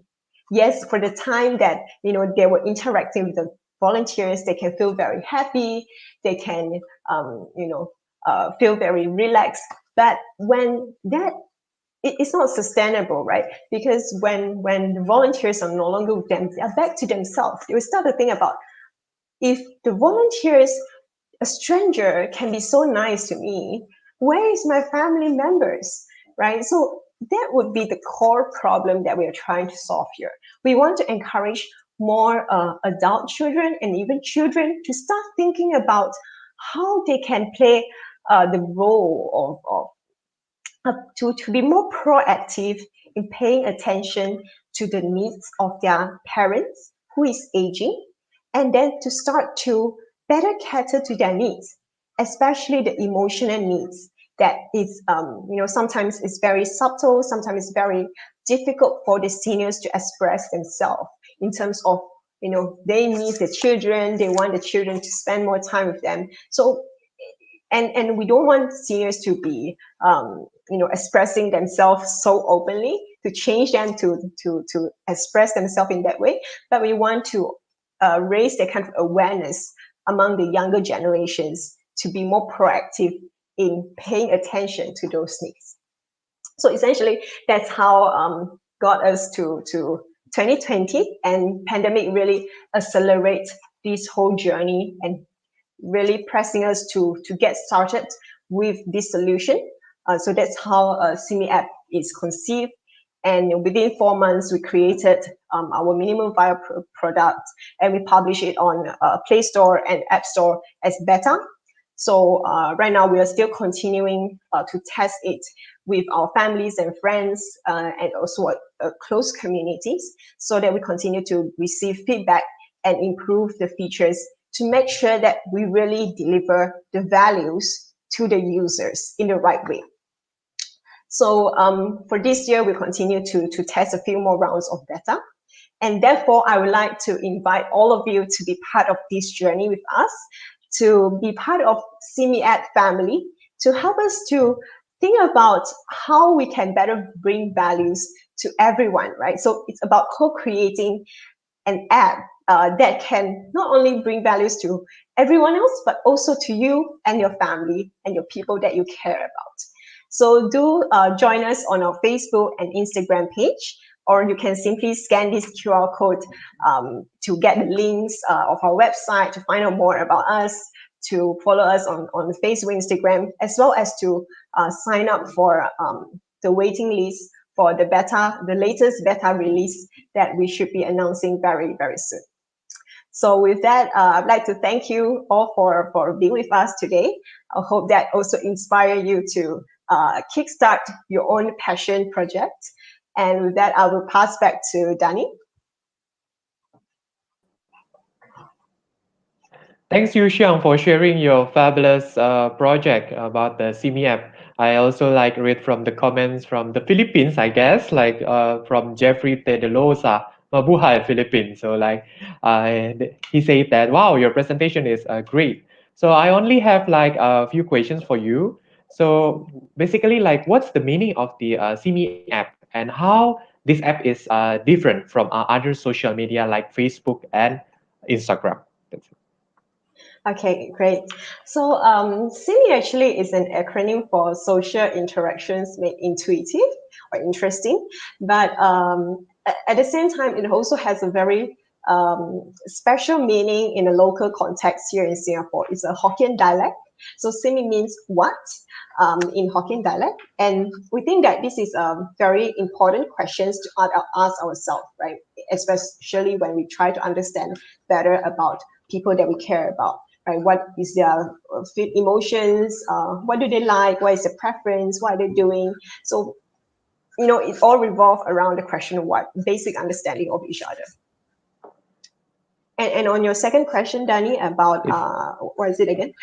What is the differentiation? How the Simi app is different from other social media like Facebook and Instagram? Yeah, that's it. Okay. So the main differentiation is really about the purpose of the app.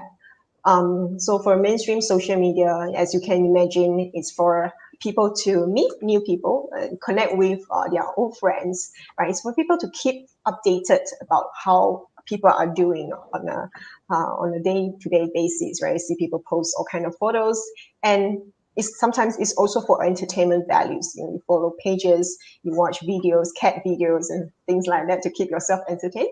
But for Simi, it's really it's a utility app that you it's for you to really interact and bond with people that you want to enhance the relationships. So it's very focused, it's very dedicated for the purpose of building that kind of relationships and also creating that kind of emotional connections with each other.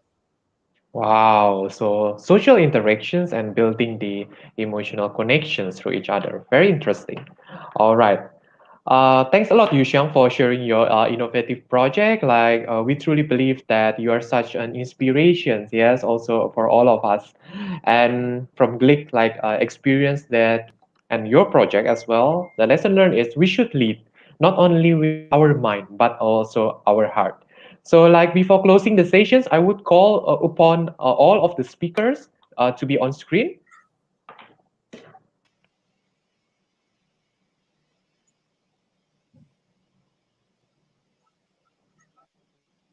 All right. We also have like Takashige-san here, Ade, and also Yuxiang. So, like, I would ask the comments from the Takashige-san of this capstone project from the previous GLIC members of both Ade and Yuxiang. Yes, Takashige-san, Danny. dozo.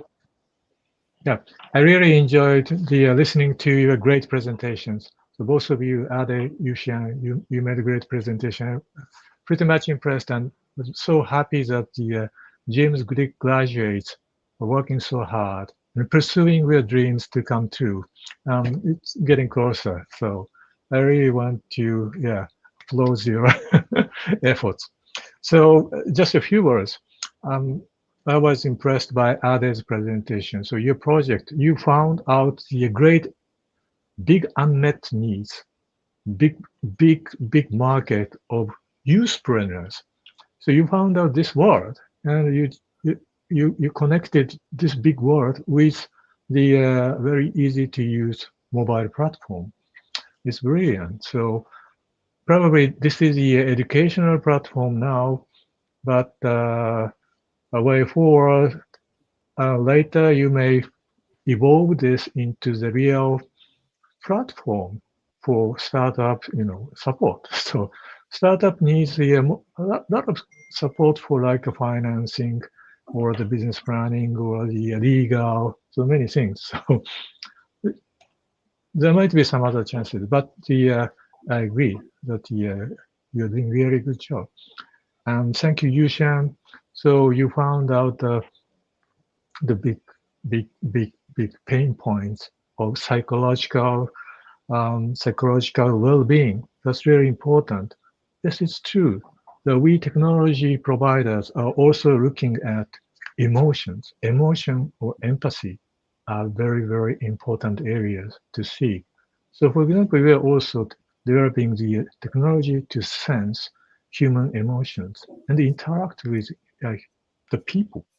So there might be some future possibility. Also, during the pandemic, many people miss the real human connection. So you talked about family. You're focusing on family. That's great. But inside the organization, many people are missing some emotional ties. So there might be some other opportunity as well in the future. That's my comment. Thank you very much. Thank you. Okay. Wow. Thank you very much, Thank you. Thank Takashige-san. you so much, yes, Takashige-san. Very well said. All right. Mm. Ladies and gentlemen, and also like the honorable speakers, yes, Takashige-san, Ade, and also Yushang. This is the end of the first sessions. So several key takeaways from these sessions that although we live in this uncertainty world, yes, it is strongly important to deliver the value to society so that the company could be sustainable in the future as well. And now is also the right time, yes, to unleash the potentials of the young generations from millennial and generation Z for the better future. And I also, the last one, I believe in the silver lining from the Yuxiang presentations that with crisis come opportunities to innovate. So thanks a lot for your time, insight, and enthusiasm. and hope this session will inspire you as a leader to make positive impact to our community. Thank you so much. Yes. So next we will go directly to the Waigaya sessions that will be hosted by my colleague, the Wonder Woman from Indonesia, Ade. So stay tuned and thanks a lot for your time. Thank you so much.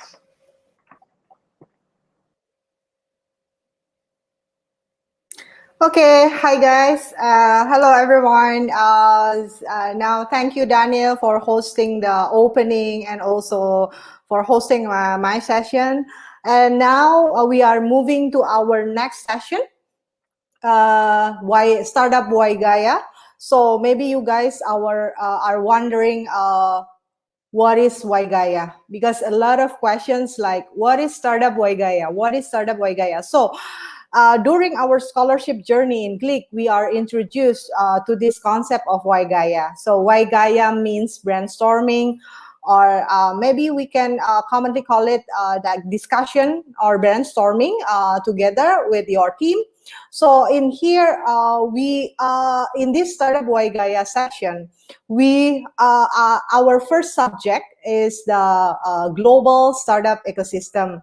The reason why we are bringing this theme for this session is that we would like to give an overview about how is the global ecosystem in the startup world, and why is it important to be part of it, and then what is the purpose of joining this ecosystem.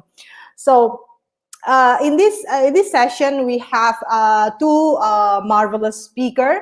The first one, and our first speaker is an inspiring woman and also the head of the UK Indonesia Tech Hub, British Embassy Jakarta, Oki Niki Julu. And I'm going to read Oki's bio first before invite her to join us today. And Oki is the head of the UK Indonesia Tech Hub under the UK Government Department of Culture, Media and Sport, which sits at the British Embassy Jakarta, Indonesia. Previously, she worked for the Department for International Trade as a trade and investment manager, leading the education sector for export opportunities between the UK and Indonesia. Prior to working at the British Embassy, Oki launched her career in public relations as the marketing communication manager, heading the PR for the Ritz-Carlton and at the JW Marriott Hotel Jakarta in Indonesia. Recognize her tenacity, positive energy, and creative flair. Oki previously owned her own PR and events management agency, catering to tech startups and in her spare time. Also contribute her writing to a variety of travel and lifestyle magazine. Oki has a Bachelor Honours degree in Public Relations with Media Cultural Studies from the London College of Communication, University of the Arts, London. Okay, let's call Oki. Hello, Oki. Hi, Can you join? Yes, I'm Hi, here. how are you? You I'm look good, great thank today. you. Thank you. How about you? It's been really great watching everybody on here. I'm really, really excited to be part of this event as well. Yes. Okay. Okay. I think. Do you have something to share with us today? I do. I'd like to share a presentation, just a little bit about what the UK Indonesia Tech Hub it really is and how we are active here in Indonesia as well, just so that everybody knows what I actually do and what we're all about. Okay. Okay. Let's. The screen is yours now, I guess. Thank you. Let me just share the screen. I hope everyone is doing well, and I will be sharing my presentation quickly about the UK Indonesia Tech Hub. So the UK Indonesia Tech Hub is actually an initiative from the UK government. But before I get into that, as Ade already had introduced me quickly, I'm currently heading the UK Indonesia Tech Hub here at the British Embassy in Jakarta. Previously, I worked within the Trade and Investment Department, leading the education sector. And prior to that, I also have handled a number of projects and work within the tech sector area, but focusing on the marketing, business development, as well as public relations. And so the UK Indonesia Tech Hub is actually part of a wider program called the Digital Access Program, and this is a prosperity programming between two ministries or departments, you say, in the UK, which is the Foreign Commonwealth and Development Office, as well as the Department for Digital Culture and Media and Sports. So the aim is actually to support inclusive, affordable, but also safe digital access for marginalized communities and increase their access to digital technology, capacity building, opening skilled jobs and opportunities for local governments to support this development in country. And so if you look at the picture, there's 5 other countries also involved under this digital access program. And the process really entails 3 different pillars under the digital access program, and the Tech Hub sits under Pillar 3. So Pillar 1 focuses on the models, enablers, finding ways to provide digital access or internet access for underserved communities. And Pillar 2 works on cybersecurity, looking at how British government can support the development of regulation towards cybersecurity, data management, data protection, and so forth. And the Pillar 3 focuses on Tech Hub, which again, it plays a role in stimulating the local digital economy, how to provide capacity building to increase digital literacy of the country, as well as forging the partnerships within the UK and Indonesia. And the UK Indonesia Tech Hub actually sits under a wider program in the UK called the International Tech Hub Network that was launched by the Department for Digital Culture, Media and Sports, which bridged the UK's tech expertise, capabilities with emerging markets such as Indonesia, Brazil, Kenya, South Africa, and Nigeria as well. So this is really a push for digital innovation, supporting the growth of the digital economy, but also capacity within the area of technology. And the Tech Hub itself focuses on, again, 3 pillars on its own, which is strengthening the digital ecosystem in Indonesia, playing a role in supporting the existing players within the ecosystem itself, but also working with communities that provides a platform for starting early stage startups as well. And the second part of the pillar is the development, digital capacity building for not only existing players in the sector, but also for groups such as women, underrepresented groups as well, and marginalized communities to be able to increase their knowledge in digital literacy. And finally, it is to strengthen the partnerships within the UK and making the UK the preferred or the go-to for technology. So the work that my team and I have done here in Indonesia, look at this list that I have shown you on screen. These are just the names of the programs, but really it's working on providing a platform, harnessing the existing ecosystem, making connections, building new relationships with the players that are already here, the early stage startups, as well as investors, VCs in the market, and also providing programs through our prosperity programming, such as the UK Hackathon. The UK is currently the COP26 presidency, and so we are very much focused on how can we amplify this role through technology. But through the UK Hackathon that was recently launched and completed, we did a hackathon on inviting digital talents to submit their ideas on green and clean technology. So we've had over 143 submissions, 1 winner, and the winner itself was provided with mentorship with other successful players in the market, but also connections to the UK and the UK tech, green tech players as well.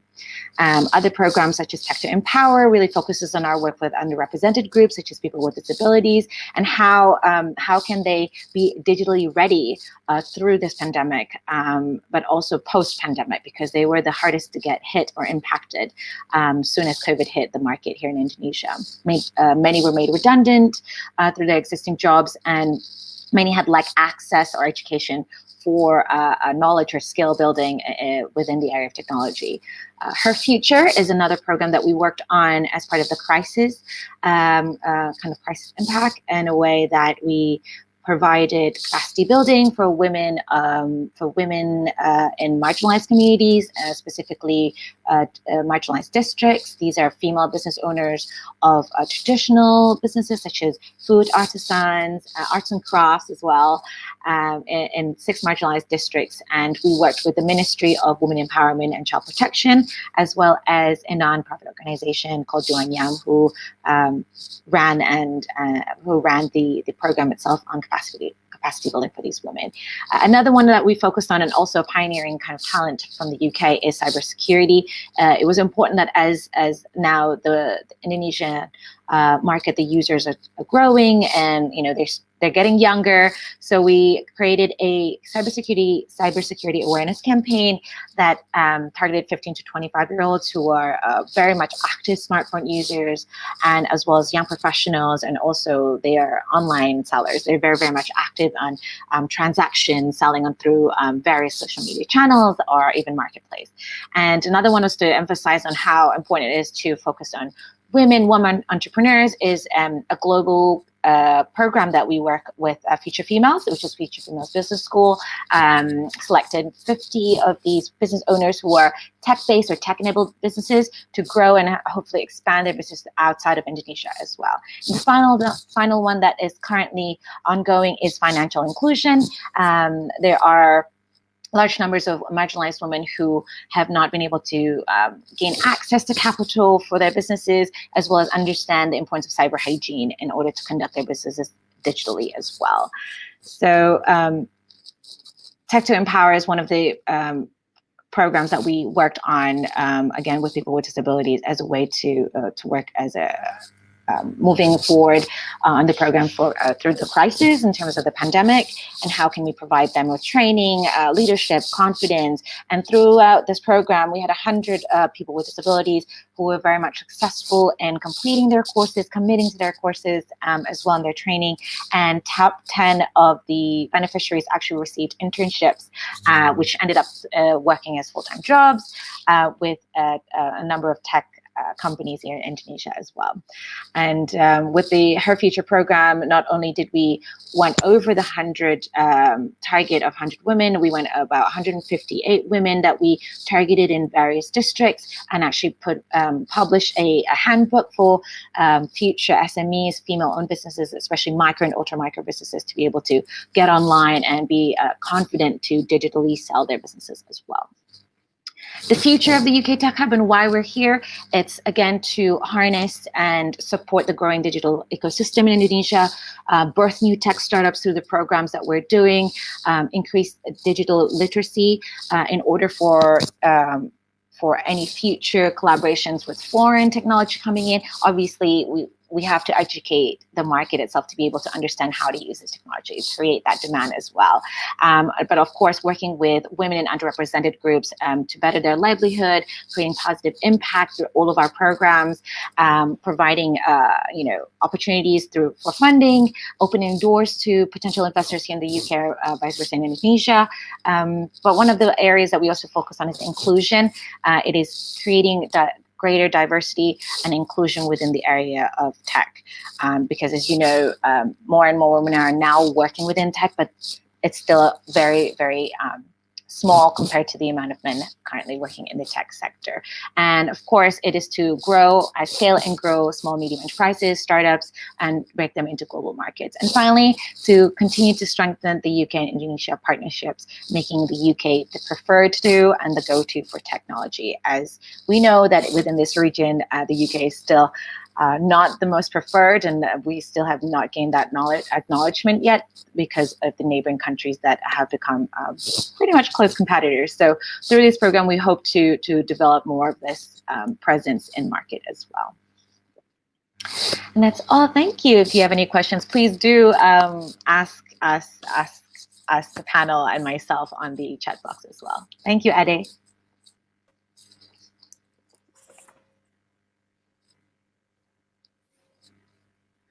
Wow, what a wonderful presentation. Okay, thank you very much. But I wrote several keynotes from your presentation that I think the key is that the purpose of the key purpose of the UK Indonesia Tech Hub is the capacity building, and I just read one of your projects is the Tech to Empower.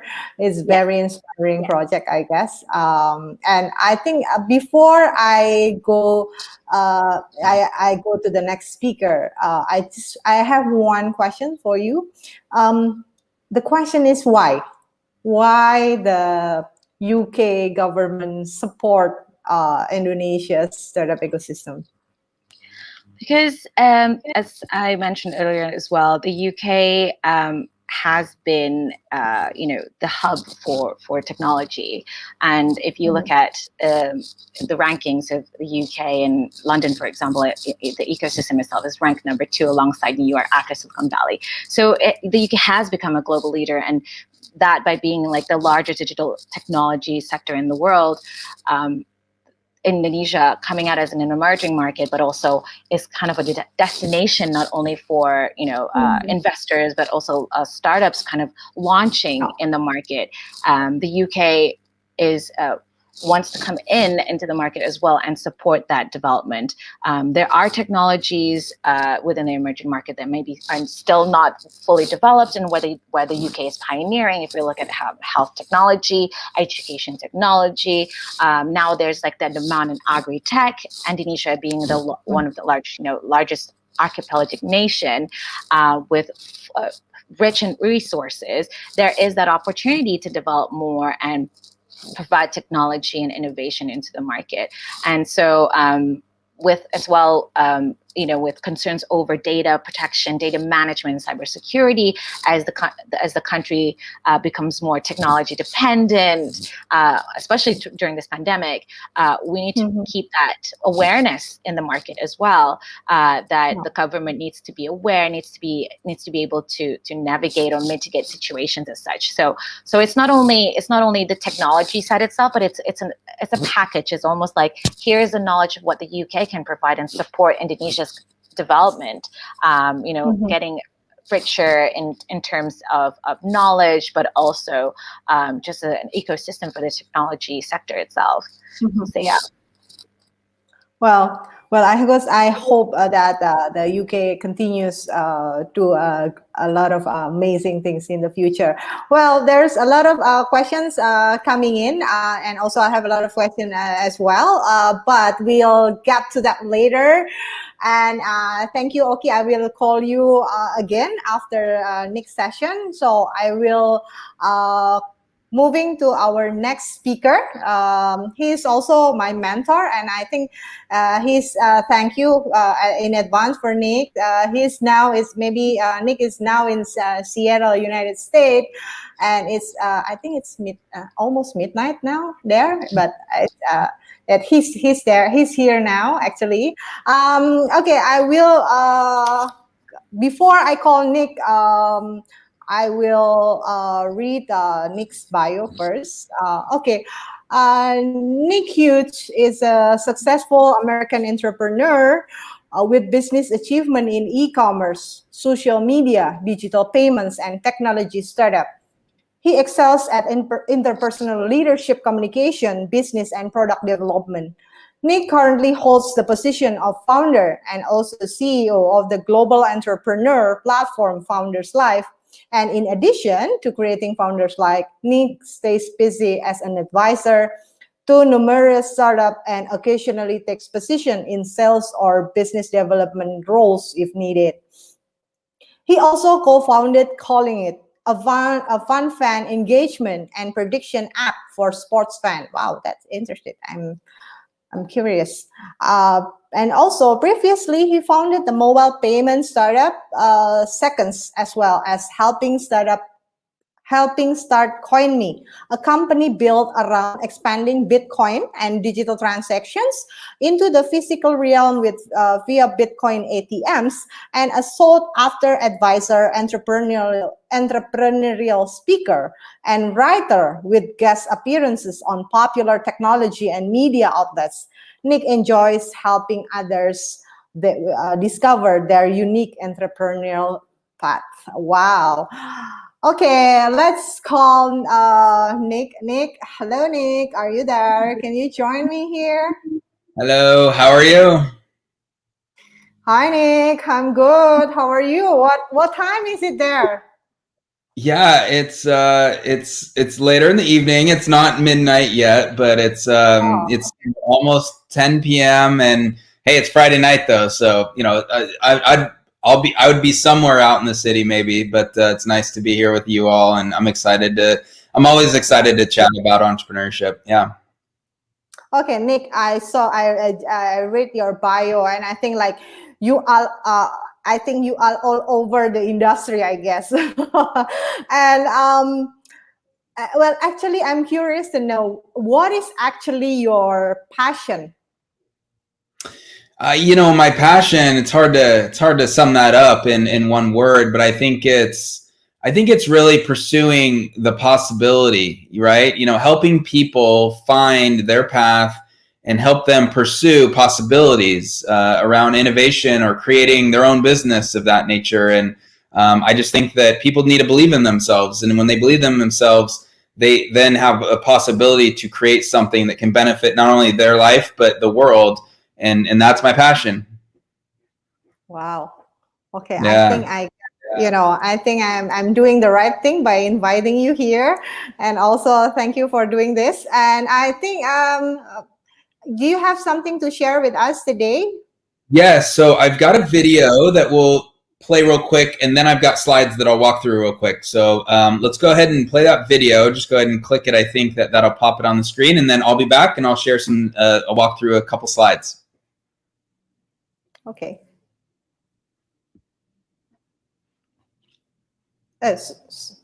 Sorry, Nick. Do you want to share the video from your own? Yeah. Let's see. I believe I've shared it, and it's right below. Do you see it right down there? I think if you just play it. Yeah. Oh, yeah. All right. Live is the global venue for modern entrepreneurs, especially during these very challenging times. The direct impact of COVID-19 is currently being felt around the world, and it could get worse before it gets better. We are here to help you through these challenging times by connecting you to the people, information, and resources meant to move you forward as you start your next project. We see an opportunity to bring the resources and capital and connections to the people that need it and the people that can use it, no matter where they live in the world.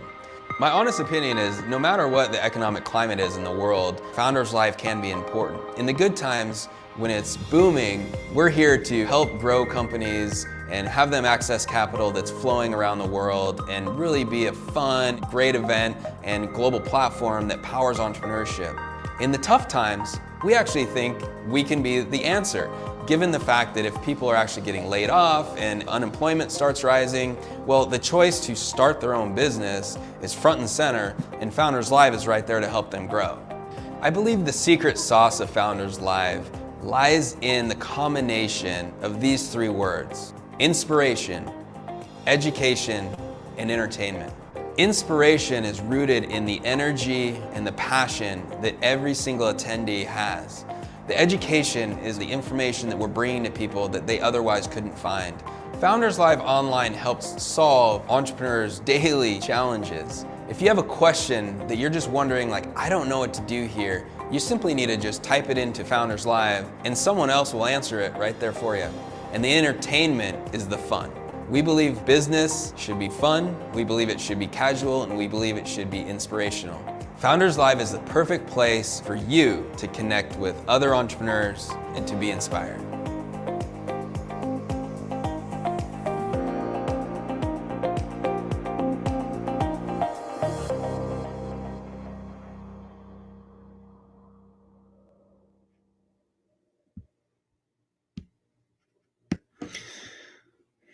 Love that. Love that video. It sums up a lot. And hopefully that gave you a little bit of idea of what Founders Live is. But I'm going to walk through, hopefully this doesn't take too long. It's going to be a number of slides here, but I'm going to share just a little bit of background on how Founders Live got started, why we're doing this, and how you can take part in it. So really excited. Then we'll be able to answer some questions. Here we go. So again, a little bit about myself. I'm an entrepreneur. I'm here in the United States, Seattle, Washington. I tend to travel around a little bit. I've spent the last couple of years actually traveling around and living in other Founders Live cities, which is kind of a perk of creating this really cool thing. But I'm currently right now in Seattle, Washington. And, you can see there, I've, started a few things previously. I'd like to advise and work with and mentor other founders. But yes, currently I am the CEO of Founders Live, really excited to build that out. I want to share a little story though. This might help you all because look, I'm not so different than you. We're all here and we're all doing things. And, look, in 2013, so actually about 7+ years ago, I was not doing very well. It was actually after one of my early companies did not go very far, and it kind of tanked, and it kind of didn't go where I wanted to. So I was a little disappointed, and I was a bit down. This was in 2013. This was, 8 years ago now, and was not feeling good. And, just wanting to do something, was struggling, actually emotionally and mentally just kind of wasn't in the right place, and was looking for help. And what can I do? What is the next thing that I could maybe work on that would get me out of this rut? And so really, actually, in right about 7 years ago, I started on this concept, and I just was like, hey, why don't we just throw a party? It sounded like a good idea, and I wanted to get people around me and have a good time. And so, I was like, hey, why don't we just get people together? And I started talking to some friends, and I was like, hey, would you want to pitch at this thing? It could be like a pitch competition. And, I said, hey, why don't we just get a handful of companies? And so let's get 5 startups. Let's get a lot of people in the room. Hey, why don't we just have them pitch for 99 seconds? Why not? Just kind of made sense. Have them answer questions for 4 minutes. We'll have a vote at the end, and we'll have a winner that comes out of it. And so, I started working on it. I put it together. I actually called it Feature Friday. That was the original name of the very first experience and event. And so this was in early 2014. This was literally about 7 years ago. If you see that date, it was pretty much 7 years ago to the day that we had our very, very first event. Again, called Feature Friday, and a lot of people showed up, and we had pitches, and it was fun. And there's actually a picture so long ago that it was in black and white. How about that? Look at that hair. This is just crazy. It was so fun. So that was the very first event, actually. So we just kept holding that event. The event went well, and just kept putting it on, and people started attending, and it was growing in Seattle, and it was really fun.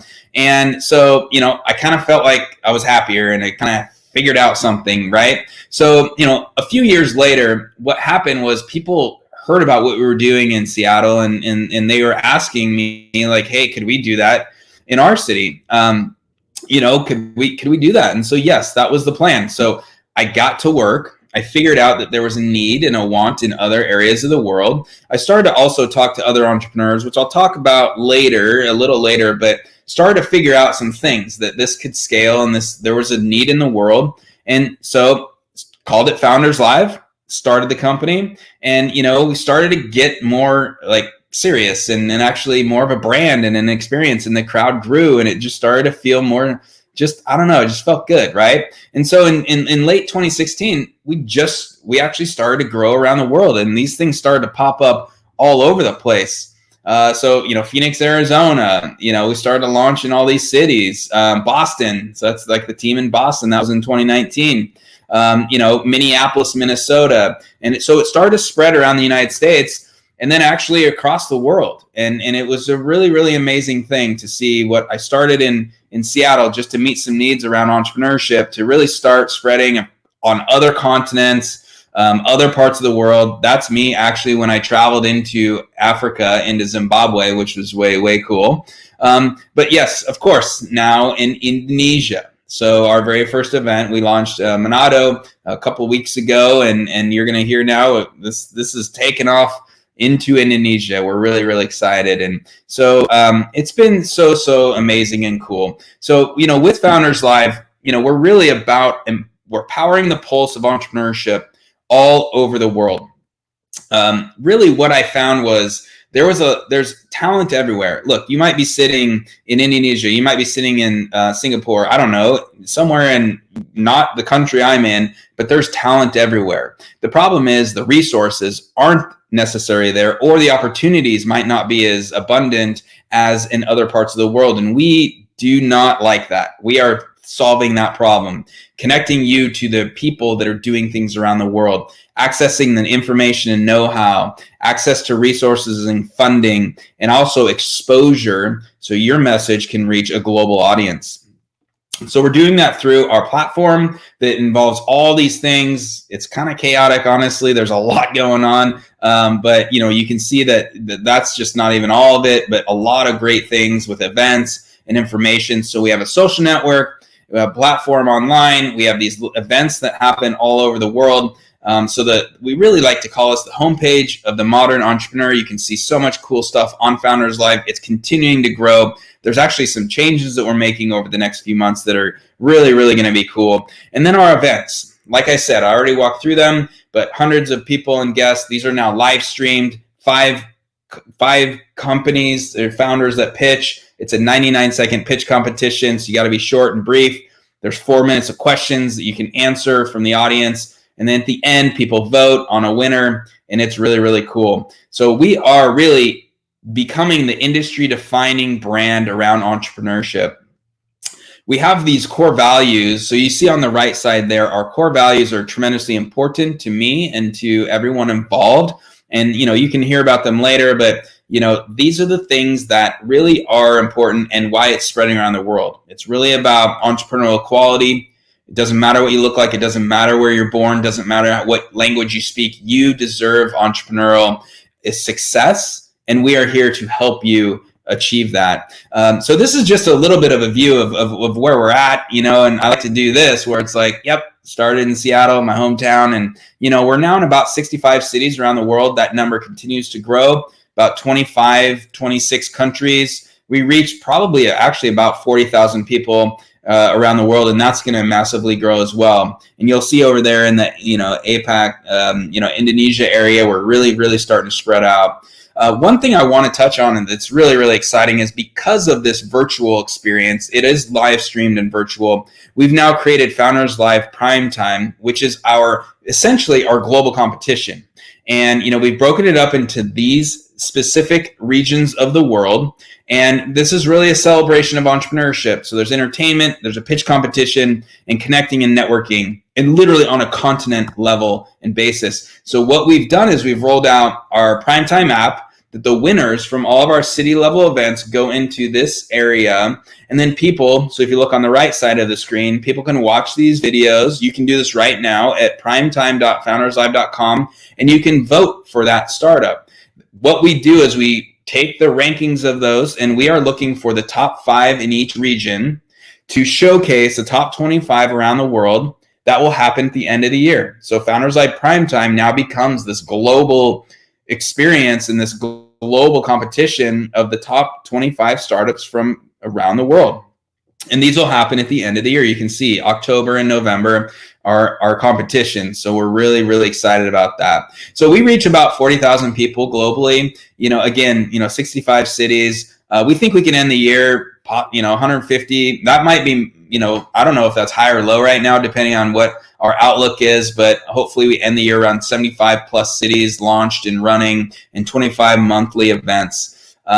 So in closing, I just wanted to share a little bit of that. Look, Founders Live is the global entrepreneurial community. And one thing I want you to understand is these are your local group events and gatherings, but it connects you to the global entrepreneurial activity and ecosystem. So this allows you to reach that. So we have a couple events. So Bandung is having the event tomorrow, and I hope Adi can share those links to you in the chat or whatnot. But we have, it's right there, and you can click on that. You can get your tickets real quick. You're going to watch another Founders Live event. There's going to be 5 presenters. It's awesome. And then Palembang is next week, and Adi is actually running that as one of our city leaders. So really excited. And then, oh, by the way, these are all the cities that are, we've launched a couple of them already, but we are just spreading through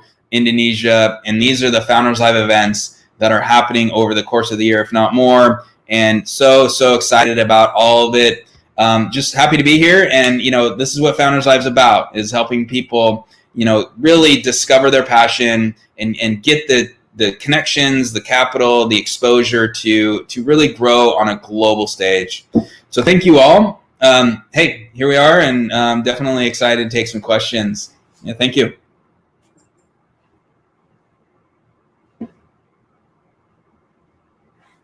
All right. Wow. What a journey, Nick. I was like looking at the story behind. This is my first time like hearing this story. It's very, very motivating. And it's like at the beginning, that when we are have a chat, I was also like I was thinking like, oh my God, how can you reach these stages? I thought that you never like in the situation where, okay, you got frustrated with everything. I thought that everything went smooth for you at your end. But when I listen to your presentation, it's like, oh my God, I'm not alone. Actually. Yeah, no, and that's the whole thing. Look, we're here. I mean, any successful founder that you see and you read about, like they've had challenges, and this was born out of frustration, and it was just great to have it take off, and I'm excited. We're just at the beginning, honestly. It's just the beginning of this whole thing. But trust me, anyone, if you're out there, it's okay to be frustrated. You just need to get that. Figure out what it is that people are willing to either use, buy, what is the problem they have that you can solve with a solution. Yeah. Okay. Well, what a session. Now we are going to start the discussion. Let us call Oki to join us today right now. Hi, Oki. Can you join us? Hi, I love that presentation, Nick, and that video as well. You're welcome. Yeah, thank you. It's fun. Well, there's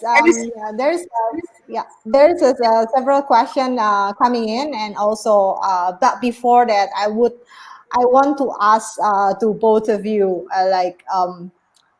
how do you see that being part of the ecosystem is important for a startup? I mean, because this whole session is like discussing how is the global startup ecosystem, but from your point of view, how do you see that being the part of the ecosystem is very important for a startup?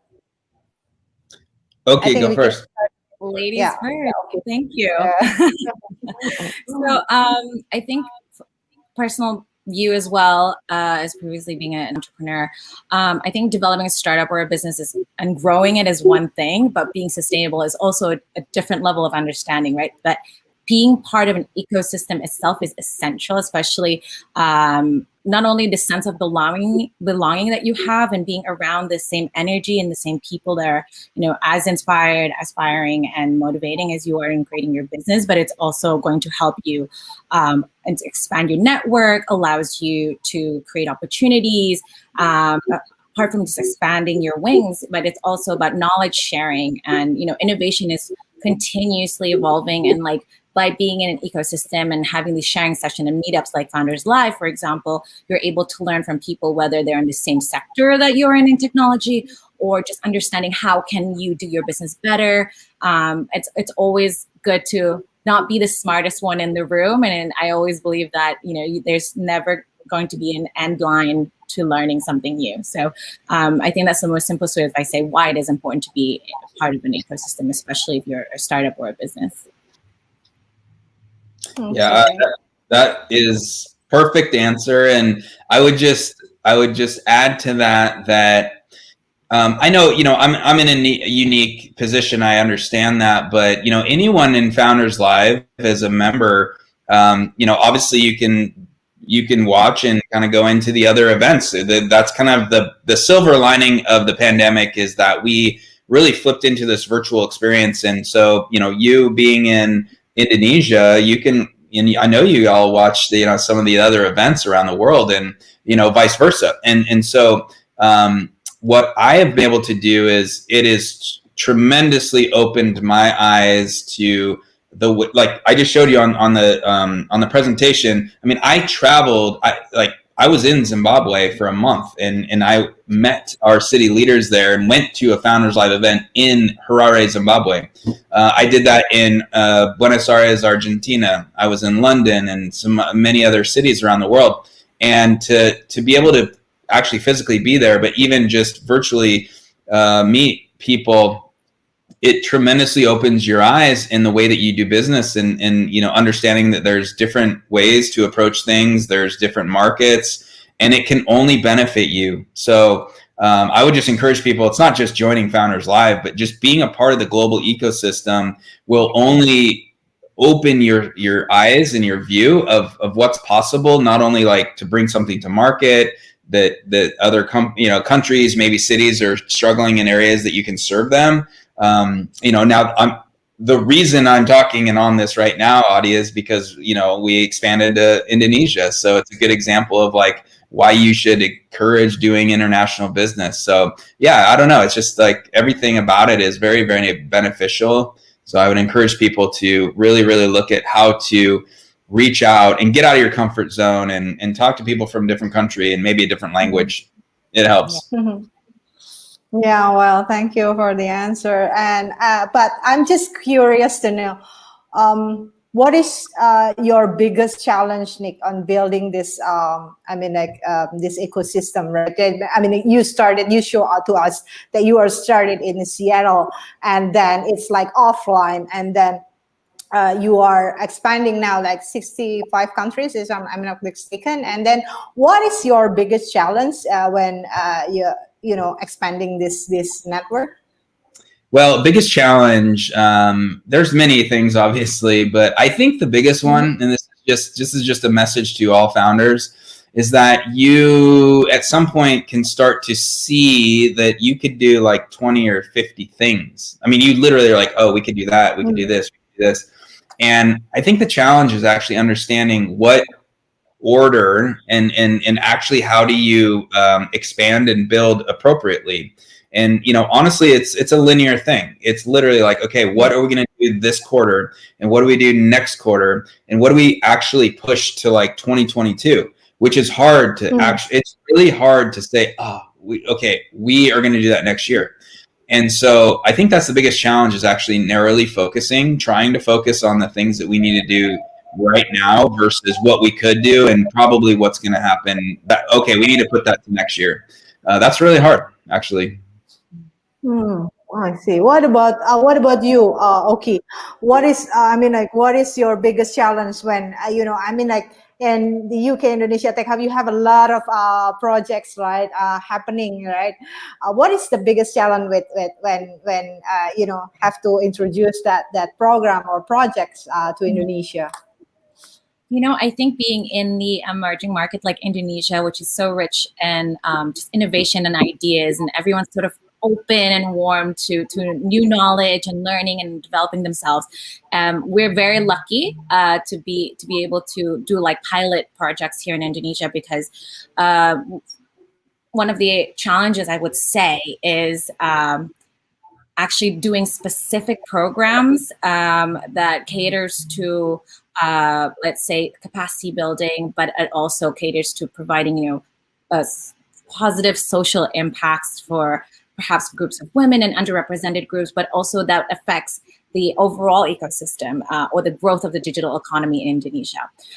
Because we have a growing number of new business owners, small, medium enterprises, micro and ultra micro businesses that were traditional, making $50 a day. And now because of the pandemic, they're now making less than $10 a day. And by doing our program, we were lucky to be able to enhance their skills, provide better livelihood, and kind of sustain their businesses online and offline safely, of course, with protocol for COVID. But, by doing this online programs, we were able to see the growth of their businesses. But of course, there's a resistance to some communities against we still prefer offline because we can see direct transactions. Because when you see numbers on, when you log into your bank accounts or, say, oh, you have X amount of money, you don't physically see it. And I think a lot of the communities here and just various districts who are lacking digital access still have that kind of stigma towards technology. But due to the pandemic, we were forced to, again, education on technology,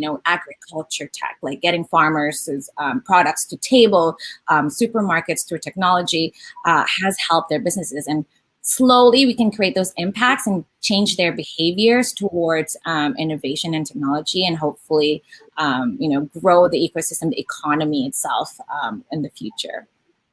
But there's always somebody saying no to something, right? You can agree, Nick. Yes.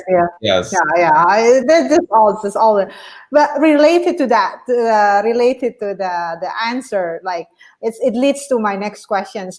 Of course, maybe just now, okay, you just mentioned that. Of course, there's a resistance, right? It links to one of the points that you mentioned earlier about digital literacy, right? People in some part of the country, we are like archipelago, right? We have thousands of islands. In some of the country, we still people still prefer offline because it's have a real connection, I have to for example, I have to look at my money entering the my bank again, right? So, but that leads to my next question: is that when you're facing that condition, how do as the UK Indonesia Tech Hub, how do you adapt in that specific condition? What is your action? Looking at that condition. So a lot of the programs that we do, we work with implementers, and these are local communities or just development agencies that have already been in the country, in the market, and they are aware of where it will work and where it won't work, where there is resistance and where it isn't. And we always try to target and have our beneficiaries from areas that we have never been to. For example, Java is a very tech-centric island, and now we're trying to go over to Maluku area because we know that there is still that lack of access infrastructure-wise for internet and data, but there are communities who are already existing there and working offline with COVID protocol. And we do get in touch with them and kind of understand and assess, okay, where are the areas that really, really, really need it and could benefit from it? Because, for example, areas with coastal areas, they're good for fisheries, and there's a lot of fish caught, but they have not been able to sell it. So let's say, how can we help them adapt with technology through this digital literacy training program so that they can understand better how to sell their stuff online. So that trial and error, and first of all, we have to do a massive survey and assessment of the areas, but also gaining positive support from the local government, and not the central government, the local government of the specific districts, and saying that, hey, we're coming in here, please you give us your support or your recommendations of where do you think the areas are being really heavily impacted without technology, and how can we help them get adjusted to that? So it's a lot of stakeholders involved, but also maintaining everyone's expectation. I think that's the biggest word that you can say, maintaining the expectations of everyone. We're going to spend the money to do the program here, but we also want to make sure that the impact is visible. And, just like any business, that we want to have good return on investment. But our return on investment here is to be able to see that their livelihood have increased through this program. And we don't get anything from that. We don't get any revenue, anything from that, right? But we can see that impact there, which creates kind of a ripple effect to other districts, other islands, and craving that impact, and hopefully adapting that model and amplifying it and taking it and apply it to their districts as well. So that's how we see success of the program.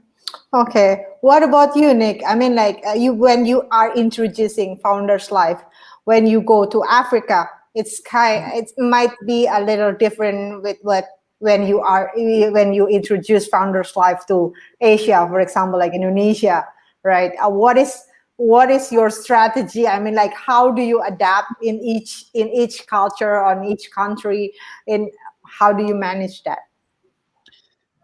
Well, ironically, you asking me that question is the answer is someone like yourself. So, everyone else, what that means is we have what we call city leaders, and our city leaders are the individuals that are in the cities and the countries that actually run the events, and there are, the extension of the brand. They work with us internally, and then they're the ones that put on the event and really organize the activities. And, whether that was genius on my end or not, what it is it allows us to the brand Founders Live to go into a new country, but still retain the culture of that country and even the language, that obviously it spoke, there's native language that these events are spoken in.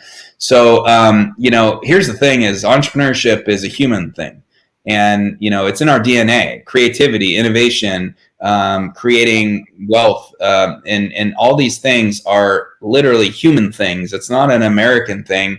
All Founders Live is doing is putting a framework on something that then can spread all over the world based on, it's kind of like the 80%, maybe it's like 70% is the formula of Founders Live. The 30% is that like culture that is unique to either Indonesia or Japan or Zimbabwe, Botswana, whatever. And so I think that that's the model that really does work. And so that's why city leaders are very important. That's why, local leadership is tremendously important. We so value that. And, we love what you're all doing, and hopefully it's working.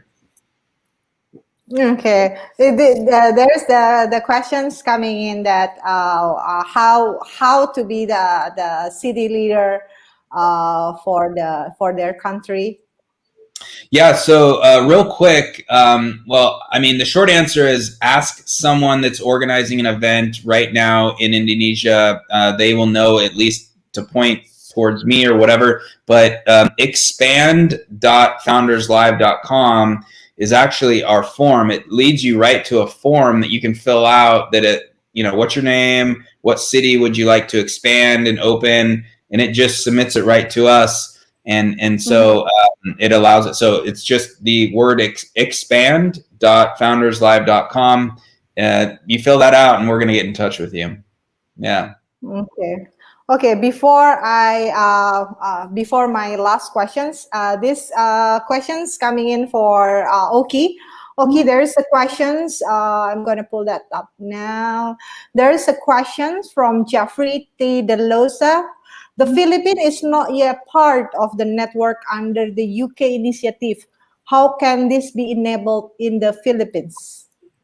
Thank you, Ade. Thank you, Jeffrey, for your question. Actually, the Philippines is under a network. They're very much active, but it is under the Department for International Trade at the British Embassy in the Philippines. So there are a lot of activities that entails, founders kind of meet up, tech conferences, webinars, you can say. under the Department for International Trade. Although under the UK International Tech Hub Network is not something that they're looking outside of Indonesia, because Indonesia sort of represents this pilot for the region at the moment, the ASEAN region. And so I believe there is an opportunity to expand to other countries. But since we have just launched in late 2019, and then we were hit with the pandemic, so there's a lot of holdback.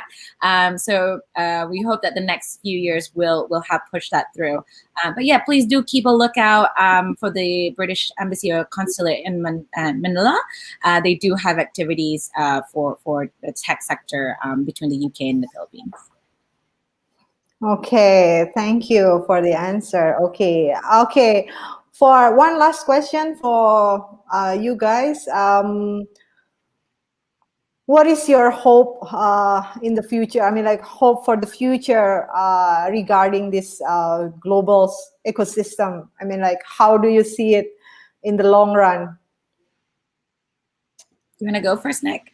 Yeah, I see it. You know, one of the recent comments, Mike, another, one of our city leaders. So thanks, Mike. And I think he sums it up. And just in a humble way, I can just say that clearly the indication is this is a pretty big thing. And my hope is that Founders Live can be a part of really a global movement around this, much more purposeful and important entrepreneurship. And for us, entrepreneurship is not just tech, right? Like I think that's, I'm in Seattle, but here in the United States and around Silicon Valley, it can get a little weird because it's like, no, entrepreneurship is many different businesses, many different things. And so my hope is that this whole, like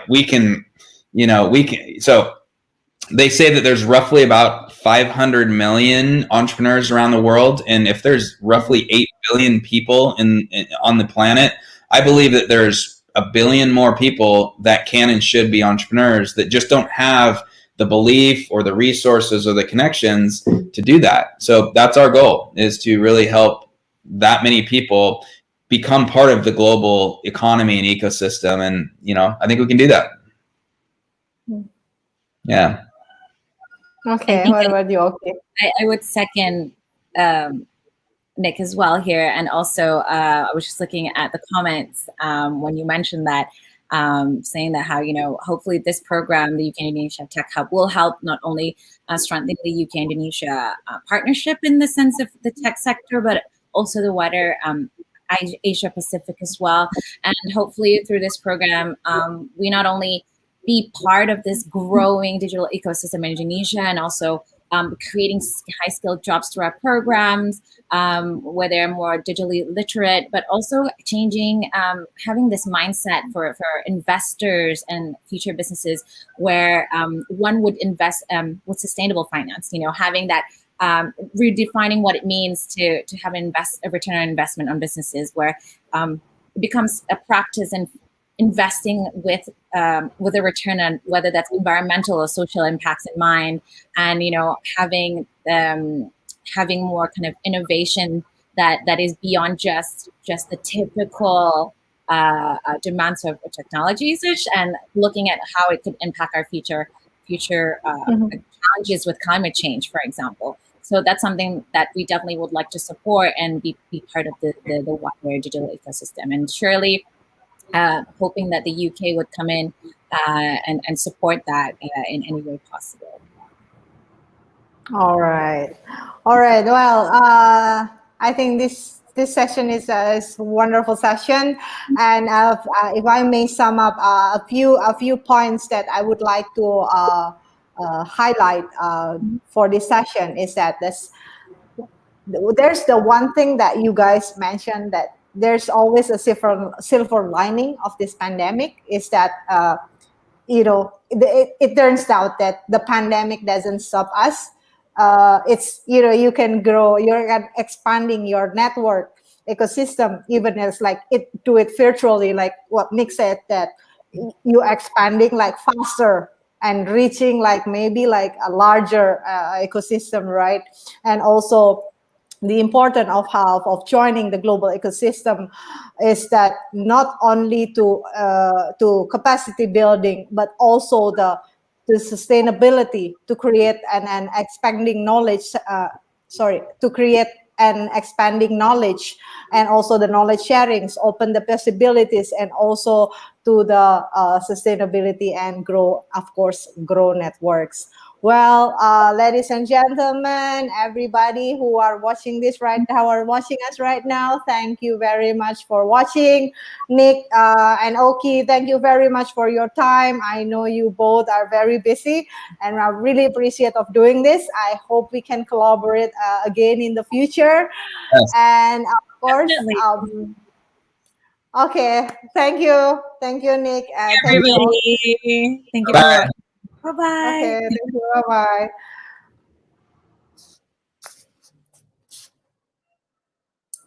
And of course, this is the end of the session of Startup Waigaya and the global ecosystem. And for the next session, we still have a lot of session coming up. But before that, I would like to announce that for those who are registered Eventbrite in Indonesia, specifically for Jakarta and Surabaya, we have the special offer from ralali.com. So I'm going to announce it in Indonesia. So the Ralali voucher untuk peserta ILIF dengan periode 2 bulan, diskon 20% di Neo Clinic or swab antigen Jakarta dan Surabaya for drive-thru and home service.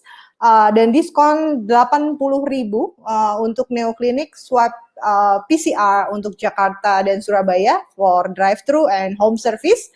Untuk syarat dan ketentuannya, promo berlaku khusus untuk Neo Clinic di situs atau aplikasi Ralali. Nah, caranya bagaimana? Nah, peserta ILIF yang mendaftar di Eventbrite bisa menikmati potongan harga yang saya sebutkan tadi dengan memasukkan kode tersebut di halaman pembayaran. Jadi nanti setelah ini yang peserta yang mendaftar di Eventbrite harus daftar di akun Ralali untuk bisa dapetin promo tersebut menggunakan email yang digunakan untuk mendaftar di event ILIF paling lambat tanggal 29 Maret, berarti hari Senin. Dan pada tanggal 30 Maret nanti Ralali akan mengirimkan kode promo or unique code ke akun peserta ILIF di menu voucher saya. Gitu. Jadi cepat kalau belum pada daftar di Eventbrite masih bisa daftar. Kita tunggu sampai besok. And setelah ini kita akan ada sesi lagi. Sesi selanjutnya itu adalah nanti akan di-host dengan teman saya dari Thailand. So our next upcoming session. The next session, it will be I'm going to put that through. The next session will be the empowering community for sustainability. So the next session is going to be 1:30, I think 1 hour from now. The session, it will be Leaders Talk, Empowering the Community for Sustainability. We have our moderator coming from Thailand, Joy, and also we have two speakers, Yuri Pratama and also Igede Gian Saputra. Well, thank you very much. At the end of this session, I also would like to say thank you for the support for Fujitsu Indonesia, James, Narasitek, Take It Easy, Get Started, Komunitas Mata Kita, and Ralali.com, of course. And also thank you for the tremendous support from 12 community partners and also 13 startup partners who has support us for this festival. Okay, I'll see you in the next session. See you later. Bye-bye.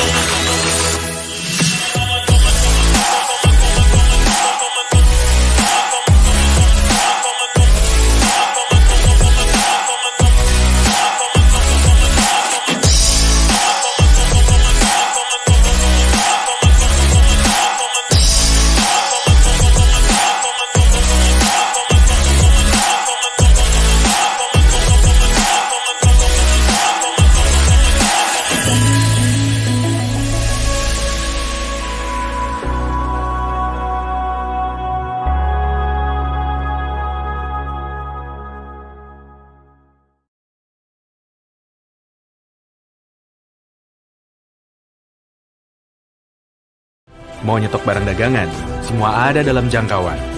Mau yang dari penjual tangan pertama, di sini bisa. Mau pengiriman mudah, di sini aja. Mau dibantu promosiin, di sini bisa kita bantu promosiin. Mau yang banyak pilihan bayarnya, tinggal pilih aja. Karena di sini ada berbagai layanan untuk membantu apapun usaha kamu. Biar bangkit lagi. Ralali.com.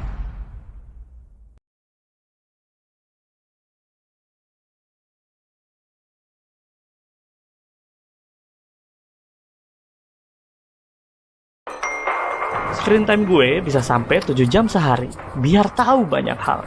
Masalah? Gue sih baca thread Twitter, tapi milih-milih. Mobil sih ada, tapi kan lebih eco-friendly naik MRT. Kalau gue bisa ada di mana-mana, kenapa mesti di satu tempat? Kalau gue nggak punya akun IG, nggak apa-apa kan? Tanaman-tanaman gue kalau dijual bisa beli road bike nggak ya? Biar lebih sehat. Menurut gue vegan itu nggak harus western food. 80% makanan di warteg vegan best kok. Beda perspektif itu biasa. Yang nggak biasa itu kalau selera sampai harus dipaksa.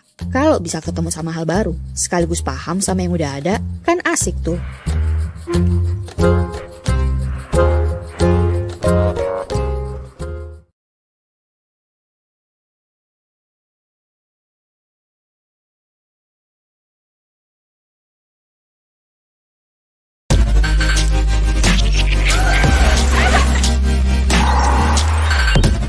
Keren banget. Ayo Mas Yan. We have ones that have been going for 2.5 to 3 years. Lebih enak sih di trotoar. Hai Narasi People, ketemu lagi sama gue di episode Take It Easy. Tapi ini bukan Najwa Shihab, pakai aplikasi Deepfake. Dia bisa pesan barang yang besoknya akan nyampe. Murah banget ya. Sampah-sampah.